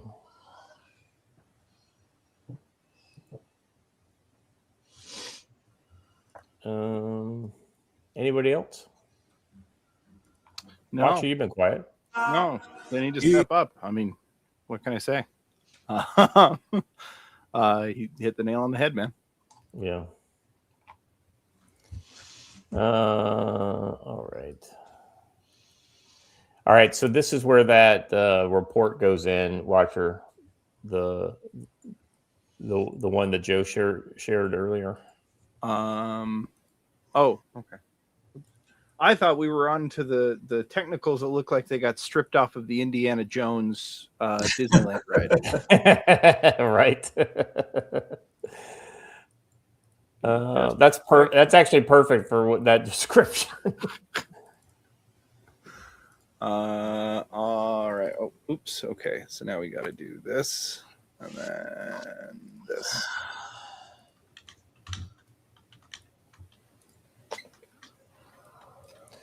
All right, Joe, you kind of brought this to. You want to kind of talk us through this one? This is an escalation by Iran. They struck a Saudi oil production facility and a port facility for the loading of petroleum distillates onto VLCCs. So this is a very interesting thing. This apparently happened just a couple of days ago. It's been confirmed that they struck it with some drones and ballistic missiles. The Saudi Arabia Ministry of Defense claims to have shot everything down, but the fact that the world's largest oil processing plant was struck should be a big warning to us all that we're crossing lines we probably shouldn't be crossing. Yeah. I mean, it's that's one of those kind of things where if you want to get Saudi Arabia really emotionally involved in this, I think that's the kind of line Iran should not be crossing if that's something they want to avoid.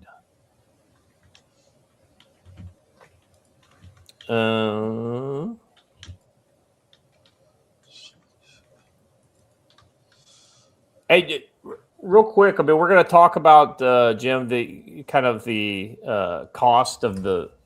So I want to do this next story, but hold in your head that what Joe was just talking about, going after production and the price of oil and gas, because that's going to be the next kind of thing we talk about here. But first, the Jeeps from the Indiana Jones rides at Jeeps, those are Mahindras.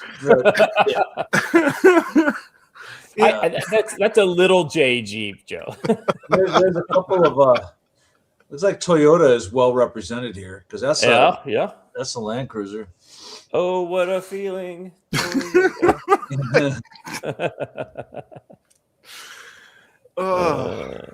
The one good thing is that these things show you Toyota just doesn't care. They will take anyone's money. Now, here, what are we looking at here? Because that's two gals there in the back of that one pickup truck. The Islamic Republic fears the Iranian people more than the United States or Israel, and they damn well should. There's like what, like 80 million of them, 90 million of them, or something like that. And there are only so many IRGC. The IRGC is constantly staging street shows with convoys of vehicles, including technicals mounted with heavy machine guns to intimidate and scare the Iranians. These displays are not meant for external enemies. They are meant for the Iranians who are thinking about challenging the system. They are sending a clear message that they are prepared to repeat the mass killing of 10,000 Iranians again. Notice the women have SKSs, not AKs. Oh, really? I didn't notice that. Yeah. Yeah, they don't let the chicks have the dishka. You see, if you know that guy had an AK, there's some AKs, but keep going. Right there, those two have SKSs. Oh, no, Joe. I think blow that up. I think that is an AK. I think that's a Chinese. Oh, you're right. You're right. It's a Type 54. Yeah. Oh my gosh. I didn't see the Banana magazine. All I saw was that bayonet. It all blends that's into what the I saw burqa. too. Yeah. When everything's black.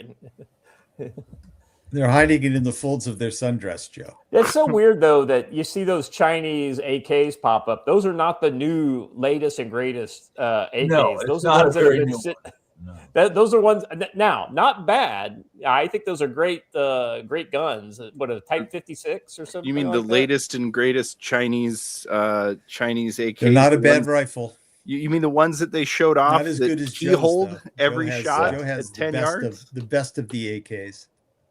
Listen, Derna asked the important question. Why isn't the lady's AK wearing a niqab? Yeah. Facts. Cover your gun, girls. Cover your gun. You know what? That's right. You're giving them the Type 56. My bad on the SKS. SKSs are way too expensive right now. Well, isn't it absurd? It is, the $69.99 deal on the SKS is no longer out there. Oh right? my God. When my dad bought my Mosin Nagant, he paid like $69 for it. Yeah, and they're now close to $1,000 for a beat up 1938 Russian rifle. Well, Joe, you heard my dad tell the SKS for Christmas story, right? Yeah. Oh yeah. I mean, because it was like $100 or something. Yeah, no, they were so cheap, man. They were just like container loads of that shit flowing into the country. They used to buy like a case of them for $700, and there'd be like 15 of them in there. I hate to say it, but in Cosmoline, still wrapped. The wrapped SKS is the perfect kind of like American consumer rifle, right? It's semi-automatic. It's 10 rounds. You don't need a whole lot more than that. It looks like a hunting rifle, so it doesn't scare the neighbors when you kind of carry it to your car or whatever.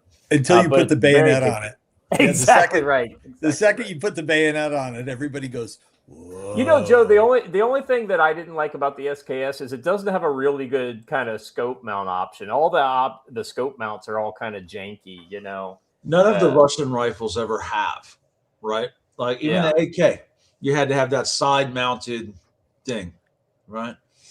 Do I follow? So this is a good question out of the chat. Do you follow the Toyota sales numbers? It's kind of like the pizza factor at the Pentagon. Do you follow Toyota sales? So these Toyotas are wholesaled. That's why they're white, right? So people buy them at fleet price, and so you'll have 100 of them on a ship, and they'll get delivered to somewhere like Abu Dhabi, or they'll get delivered to Ethiopia or wherever. Anywhere somebody can come up with cash, you just get on and order them, right? You get heavy trucks, you get anything you want, and they'll show up in the port of your choice. So that's how you get those wonderful white Toyotas everywhere in the world. They're just trusted, reliable. They're parts everywhere. Everybody knows how to fix them. And they're pretty reasonable outside of the United States. which is a bummer. I really wish you could get a stripped down Toyota third world truck in the United States. It would make sense. Oh, I know those things are, and my understanding is they're only like 20K. Yeah, they're 20K, and if you buy them by the thousands, they're a lot cheaper. The good thing about Africa is you just steal one. So steal one, move it across the national border, and it really doesn't matter. Yeah, the side mount on the SVD and PSL were legit though. Yeah. Well, that was basically the same as it's just a beefed up version of the AK one, right? That AK side mount. Yeah, it actually like sits a little bit closer. Like on the AK one, there's a little bit of an air gap between the side mount and the gun. Not so with the PSL and SVD. Yeah, it's a more solid contact. Well, and the other thing too is that you don't have to. You can pull the bolt out and clean it and everything without taking the sight off. Whereas, I mean, on a Mosin Nagant rather. Whereas all the AK family, you gotta take the scopes off. All right, let's move on to the next thing. All right, so here we go. We start talking money because money is becoming a big part of this. After already pledging a lot of money, UAE announces another $1.4 trillion investment into America to keep the war against Iran going. Scott, there was a joke and you ruined it. It's all right. We were supposed to say next we're going to pan to famed Chinese expert on the topic on how. I had no idea what this video was. This is the Chinese expert that. The Chucker Carlson guy. Yeah. But this is him explaining how all of the other Arab countries are going to unite against us. The first thing that the Iranians want to do is create a jihad to unite all the Shia against the American empire. Who's the United Front guy? What they want to do? Huh? Sorry, Jim. What? Oh, Jim might not be able to hear me. Can one of you guys ask him what he said? Jim, what did you say? I guess you can't hear Watcher. No, I can't. Who is the United Front guy? That's. Oh, this guy is talking. Yeah, I know. We're getting the why the Belt and Road is an important argument. I'm only getting visuals. You can go ahead and tell him the joke is the juxtaposition against UAE just announcing that they're going to pay to keep so it's essentially what we have here is a video by this Chinese propaganda guy who's basically saying why the Arab and Islamic world will unite against the Americans. But it's the exact opposite of what's happening. Literally everybody except for Iran is kind of piling in our side. Hell, even Uganda has said that they are willing to send troops to help Israel fight against Iran. So when you've got Yemenis assaulting from the south into Ugandan positions across the border. Did they double check with Ugandan President Kwame Mamdani? Yeah, exactly. Well, in his new capital. Yeah, evidently it's the Minister of Defense or whatever said we're a Christian nation, blah blah blah. Like all this kind of stuff. We stand with Israel, and I thought that was kind of. I was like, wow, you mean the same people who raided your? Wait until the Ugandans find out that Israel's not a Christian country. Well, no, they said Israel is. Because the Jews are blah blah blah. It's the whole Jewish. I get it. That's a fallacy, but yes. Yeah. I know. I'm just saying. That's where they're coming from. That's why I said the irony there is. All right. Hey, so let's listen to this dumbass. You want to coming and going? No, I'm back. Yeah, Jim. I dropped out hoping that maybe Jim would be able to hear me again, but there he is. Yeah. No, I just got dumped. Can you hear Watcher now? Yeah, I can. Okay, excellent. You want to listen to more of his, or before we listen, let's. I wanted to. Hazmat just dropped a 20 bomb over on YouTube, banned on X this week. So everyone remember to book your trainings and buy tickets for Mountain Readiness West. Absolutely. Hey, and Hazmat resupply has arrived. Thank you, my man. Kaiser John, another big 10 bomb over in Rumble. I'm always amazed that when a Chinese is communicating state propaganda, they raise their voice volume, emphasize words and consonants, and animate their arms. I don't know what you are talking about. No, it's party speak. So it's I gotta party talk speak. to white people. No, you can always tell it's always party speak. Yep, right? Jim's got and it. So you've picked up on the pattern, but what you're seeing is an outward tell on why Xi Jinping has been arresting so many senior officers and members of the Chinese Academy of Sciences. Yes. They have been falsifying all of their reporting. None of the systems work the way they're supposed to. None of the strategy is turning out to be accurate. Well, all of I'll the be honest with you. assumptions are false. Between Jim, Venezuela hold and the weapons that were supplied to Iran, I think they're having their opening 2 months of Ukrainian operations that Vladimir Putin had that said, wait a second, our shit doesn't fucking work. It's all rotting. The wheels are rotting off our vehicles because we did deferred maintenance and the money disappeared. Blah, blah, blah. You know what I mean? Like, the Russians found some hard things out because of corruption. And now the Chinese are finding the same damn things.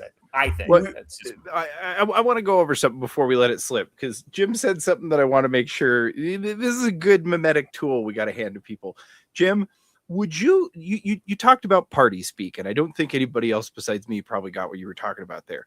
Would it be fair to say that what you mean when you say that is that the Chinese Communist Party has, in many ways, instructed people how to talk, not necessarily directly, but very much in the same way that, like, the American elite during the period adopted transatlantic speak as like it's just something that they do.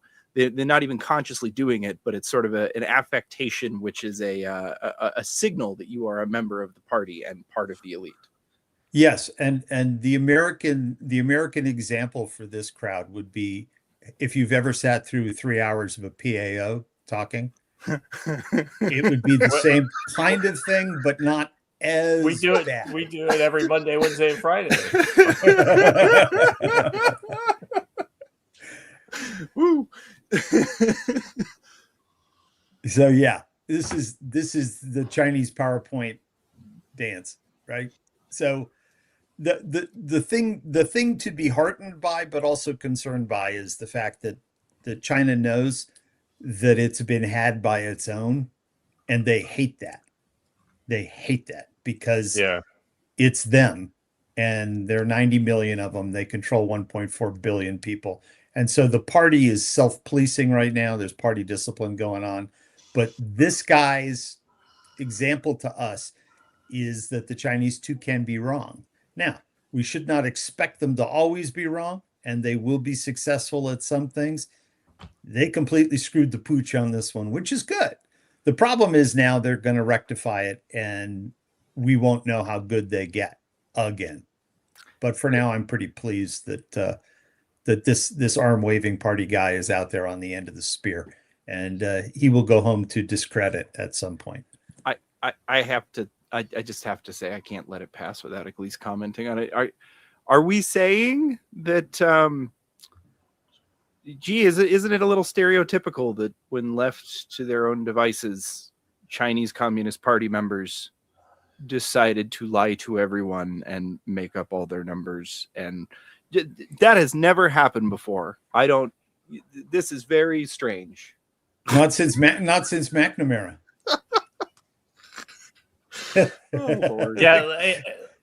Lance Corporal Redmond for $5 says, I stopped listening to the Chinese professor. Everything has been predicted, hasn't come true, and always uses Gnosticism to discredit Jesus Christ. Yeah. I mean, there's a lot of that shit. But remember, everybody, that's who Tucker and Co. want a platform right now. Well, it's exactly right. Exactly right. Well, and this is the reason why you have to doubt anything Tucker says, because this just goes to show where the money's coming from. Let's watch this guy, and so you can hear what the Chinese think is going to happen. Is create an uprising. And it's already happening, guys. The Shia in Pakistan stormed the American embassy in Pakistan, and the Americans killed And got killed in the street like a bunch of dogs. a lot of people, okay? The Shia have attacked the American embassy in Iraq. The American embassy are being attacked in a lot of places, right? So the first strategy is to create a international global jihad of the Shia against the American empire. And it's already happening. It will continue for a long time, because the Americans have killed the Khamenei, okay? And that requires vengeance. The other thing, though, is that it can unify the Muslim world, okay? If you look at this map, most of the Muslim world is actually run by dictatorships that are not popular at all, okay? And they're allowed to exist because of the American empire, right? You go to Saudi Arabia, Egypt, Algeria, these places, they're all run by clients of the American empire, right? So if you rally the people who hate their governments and you overthrow them, then... Yeah, I'm sorry. I have to interrupt for a second and just be like, I'm sorry. This is so sloppy. This is it just that they don't get our language and so it's this sloppy? I can't imagine that it is that, because the people that they're paying are also being exactly this forward and this sloppy. I don't. Where did this guy get his PhD? Oh no, it's fake. No, it's that's already come out. Like it's just like every one of the other PhDs that come out of China. Like unless you're actually going to an Ivy League, you're just calling Bai University. Yeah. I'm sure that's a real place for sure. No, but so what this is somebody. So what happens is somebody in a position to have a place to speak will speak on behalf of this kind of stuff to favor the party, with the hopes that they curry favor. But in this guy's case, he's digging a hole, right? Yeah. Because it's theater of the absurd. But what's happened now is China doesn't have a message right now. They're trying to present this, we're the option for stability. What they are is the option for propping up instability because it's been in their favor. They're the ascendant power, right? And they're hoping for instability to come and fill it. But the way they fill it is always flawed. They went into Libya right before Libya tipped over. Terribly embarrassing. Their Africa policies have been terrible. They've been active there for 30, 40 years, right? They were active there in the 60s. They supported the anti-Rhodesia movements, the anti-South Africa movements. That's their baby, is rural Marxism, right? And it's a disaster, right? So if you go to these countries and say, do you favor the Chinese or the West? They'll choose the West. The Chinese use the word American imperialism because it's kind of written into their history. But ultimately, it's about, do you want to be associated with the success of European commerce, or do you want to be part of the China machine? You don't want to be part of the China machine. The Middle East and the Africans have figured that out. South America figured it out in the last couple months. Every one of the left-wing governments in Latin America has gone away. We're still waiting for Lula in Brazil. But at the end of the day, Nicaragua's still pretty intransigent, aren't they? There's always a last man standing. So this is going to be interesting to watch, because the Chinese, their whole pitch has been this integration of Chinese industry to support global third world demand, right? You want to buy a plastic basin to wash your clothes in, it's us. You want to buy an electric car in Dubai, it's us. They'll succeed at some things, but what they haven't succeeded at is changing the sociological bonds, right? And what this guy is saying is American imperialism has failed. No, it hasn't. American imperialism has been terrifically successful in the last 6 months. And what the Chinese and the Russians can never wrap their head around is the United States is trying to do the right thing. And our tool is that we go in and force these government shifts. In this case, I think the model of allowing some remnant of government to maintain the integrity of the national structure will be beneficial. Venezuela's looking pretty good. Cuba's about to come our way. I think Iran will come our way, but it's very difficult because the Russians and the Chinese have direct border access that is not controlled. So there are convoys coming from China. There are flights and convoys coming from Russia. Iran is going to be a real tough nut to keep stable. And again, I remain hopeful. And I know that the Persians don't want it to go south. The Kurds and the Azeris and the Arabs are sitting there hoping it doesn't go south. You know, even if a month from now we've got an entirely new government, we're going to be dealing with IRGC, Basij, and other, you know, Quds Force type folks for the next 10 years probably. They just won't. They'll just be off the radar. I've got Underground. some major breaking news. Okay. On screen. DOJ says FBI Director Kash Patel's personal email was breached by hackers. Jeez. Yeah. Okay, so we got his curry recipe.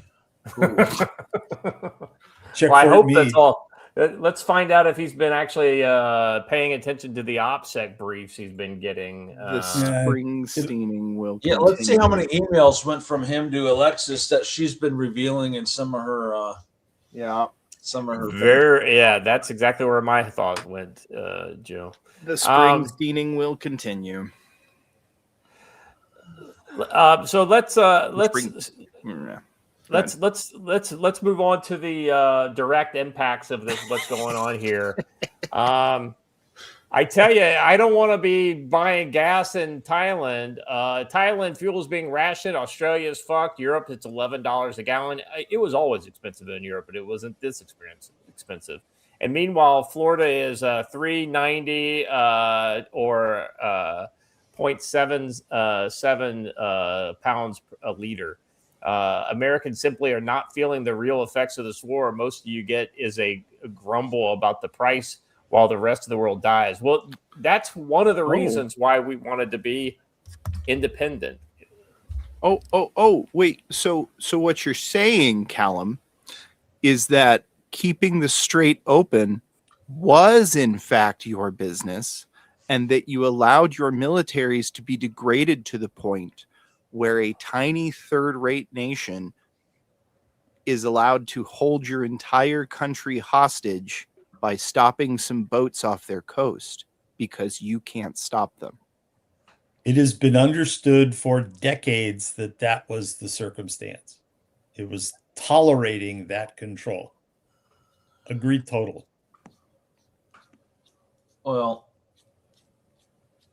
I'm looking at the prices last month, and they're really not up that much over prices last month. So when they say that it's $11 a gallon, first of all, understand that they don't price their gas by the gallon there. They price it by the liter. Yeah. So it's a word game, but the price change is less than 5 cents a liter. So See what's going on now. What's going on now is a line of panic, and there are a bunch of people playing the futures market, and they're putting disinformation, misinformation. They're truncating charts. They're doing all sorts of stuff to get markets to move because the volatility creates opportunity for the traders. So it's a good example of how you can manipulate markets using information. A lot of it going on in the oil space. So what's important is the U.S. has plenty of oil.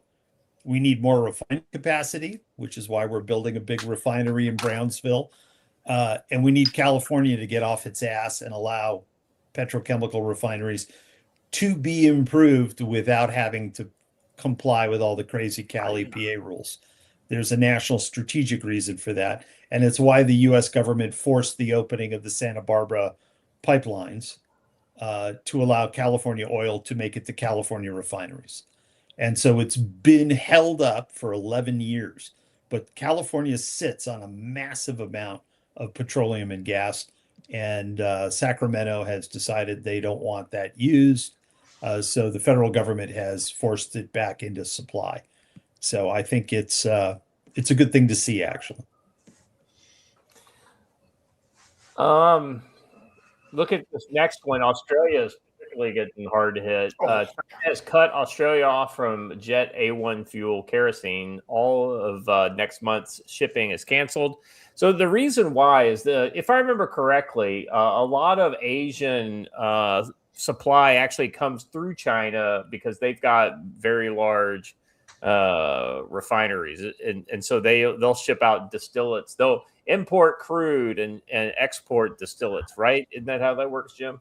Yeah, so basically this is another Chinese long-term strategic mechanism. They dumped low-cost product into the market. They forced small producers in Southeast Asia out of the business, and they fulfilled the dream of the Australians to be petroleum free, So all the NIMBYs in Australia didn't have the refinery enhancements, and it became cheaper to buy diesel and petrol out of China than to produce it in Australia.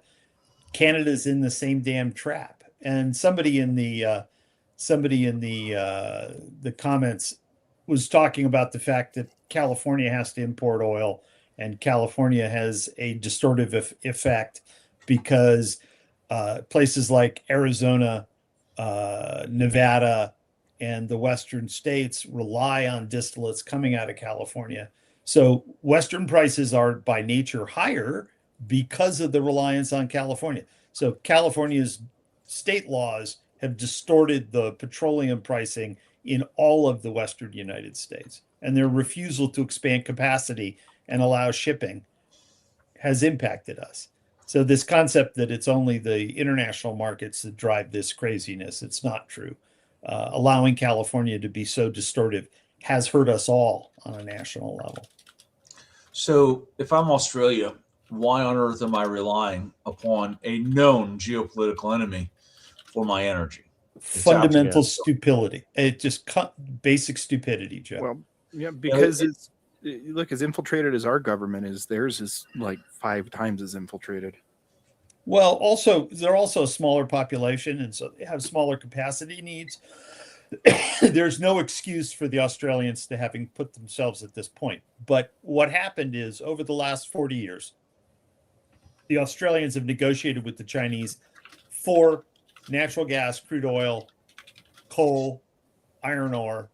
And in those discussions, trade-offs were made for short-term gain, but it put them at a resilience and continuity risk. And that was all bought in by the labor governments over the years down there. So here we are. Australia has a fuel problem. And I have to say that Australia's fuel problem is our fuel problem from a strategic standpoint, because we rely on Australia as a forward-basing partner for us in Southeast Asia. So when people point these things out, you have to go back and say the Chinese have been very smart at hobbling the performance of the United States and its allies in the theater. This is just another point where we knew this, they knew this, we allowed it to happen. Shame on us. And we're going to see a lot of these. That first comment says, why are you blaming China when the culprit is Trump?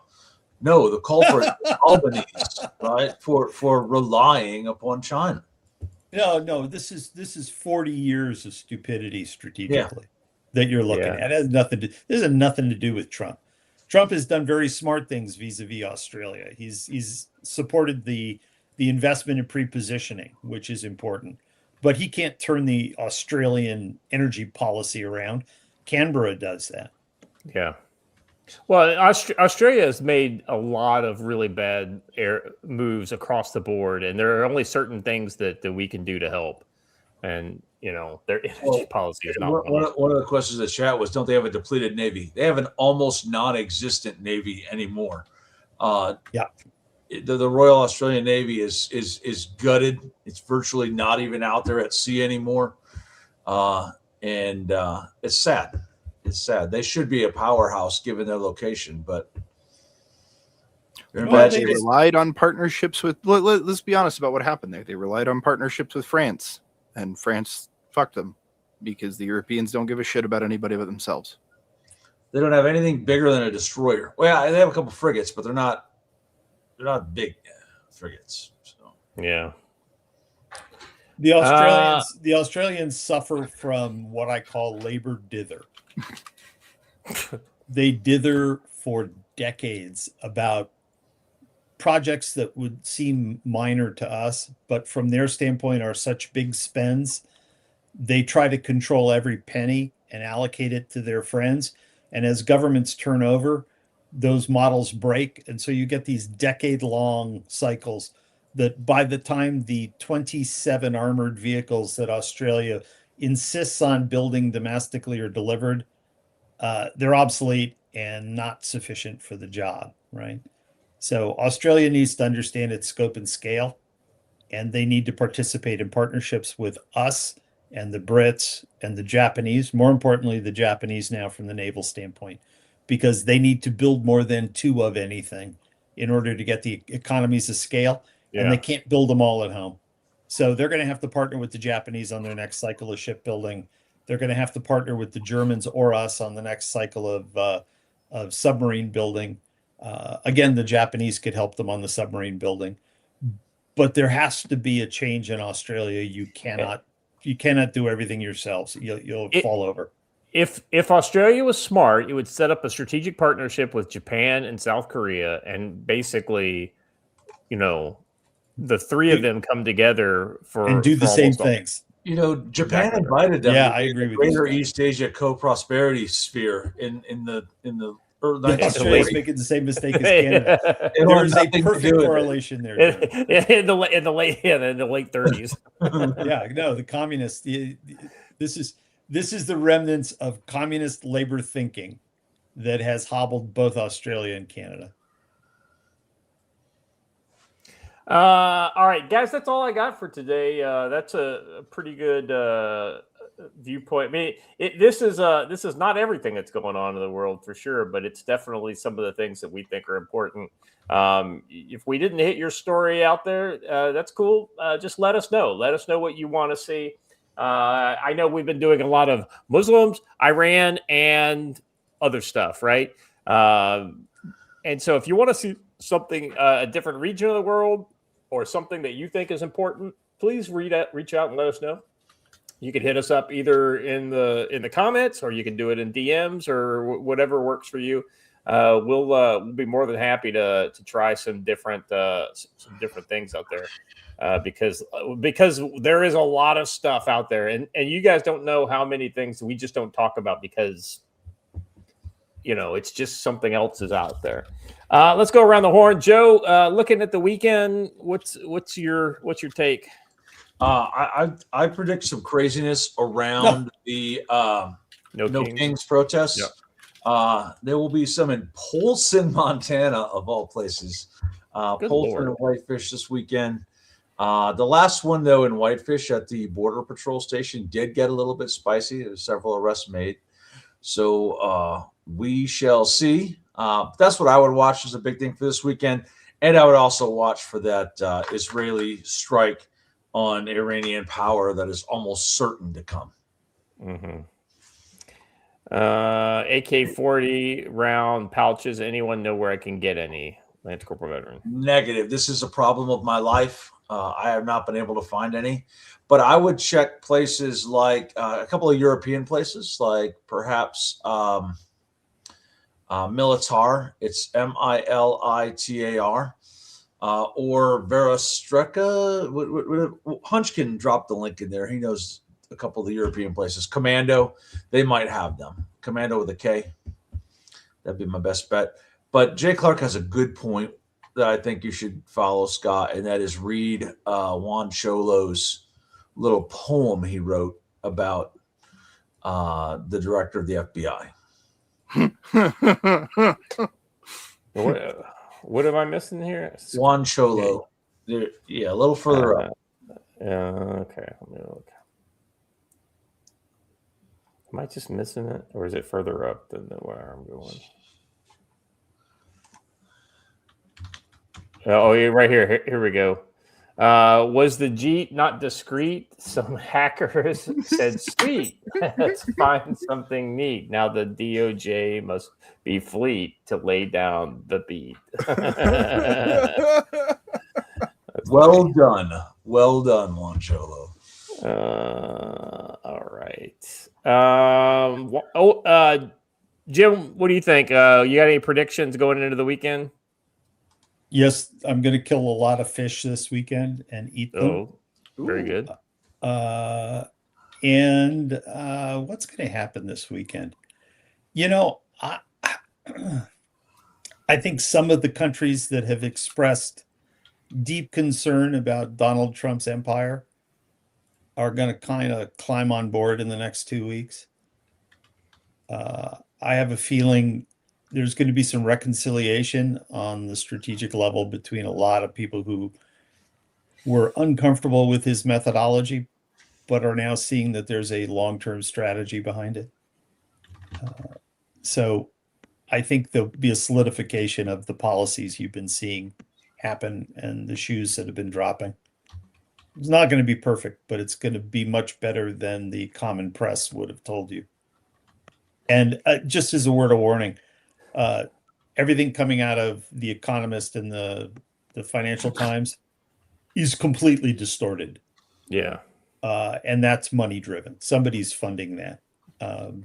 It's those two, what used to be really important publications are now toast in my book. Well, hey, Jim, in the age of the futures market for everything, never put it past them that they're funding themselves for market manipulation. Oh no, the distortion in the markets is, I've been watching it. It is completely unnatural, but it is being driven by folks who have positions on Polymarket et al. And everybody's been screaming that Trump's team is making money on Polymarkets. They're just trying. It's all distraction. It's all distraction. Ooh, 5 snook. I like snook. Tasty. For my turn, I have a bit of a different direction I want to take things. I have a more long-term prediction I want to make. I kind of want to agree with Jim Sharp here, and I want to preface this by saying, if nothing changes, Donald Trump is the last president, because whoever comes after him next will just bully and ignore Congress, and rightfully so, as they have completely abdicated their right to have a single say in policy. This quoting an American U.S. senator from the GOP who, given the opportunity to speak anonymously, just said, "I just want to go home." Yeah, I think it's exactly right. I'm not saying this is a good thing. I'm just predicting that's what'll happen. Yeah, Congress has abdicated. It is rather tragic. No. Yeah. I mean, just this whole Homeland Security thing is a perfect example. Yeah, it's just one of the tells. Yeah, just one of many. One of hundreds. All right, guys, that's all we have. My prediction is we will be back on Monday, same time, same channel. Looking forward to it. Hopefully we'll have some new stuff to talk about. Otherwise, we'll be talking about Muslims in Iran. All right. I know. I think we'll be talking about. I'm with Joe. I think No Kings is going to get spicy. It'll be interesting. I hope none of it happens in Kentucky, but I know it will, because there are some really dumb people in Kentucky, and dumb people are easily swayed to do stupid things by liberals. So looking forward to that. We will be back talking about No Kings on Monday, probably also talking about developments in the Iran war and potentially other stuff. If you haven't done it already, please subscribe to the channel, hit the bell for notification, let people know you're getting good stuff here. There is no such thing as algorithmic growth for this channel. It is entirely organic. If you don't tell people about it, nobody new is ever going to find out about this show. So maybe tell somebody about it this weekend. Let them know you're getting some good stuff in the world from us. We would appreciate it. Please like, subscribe, hit the bell for notification, and we'll be back on Monday. Until then, stay safe.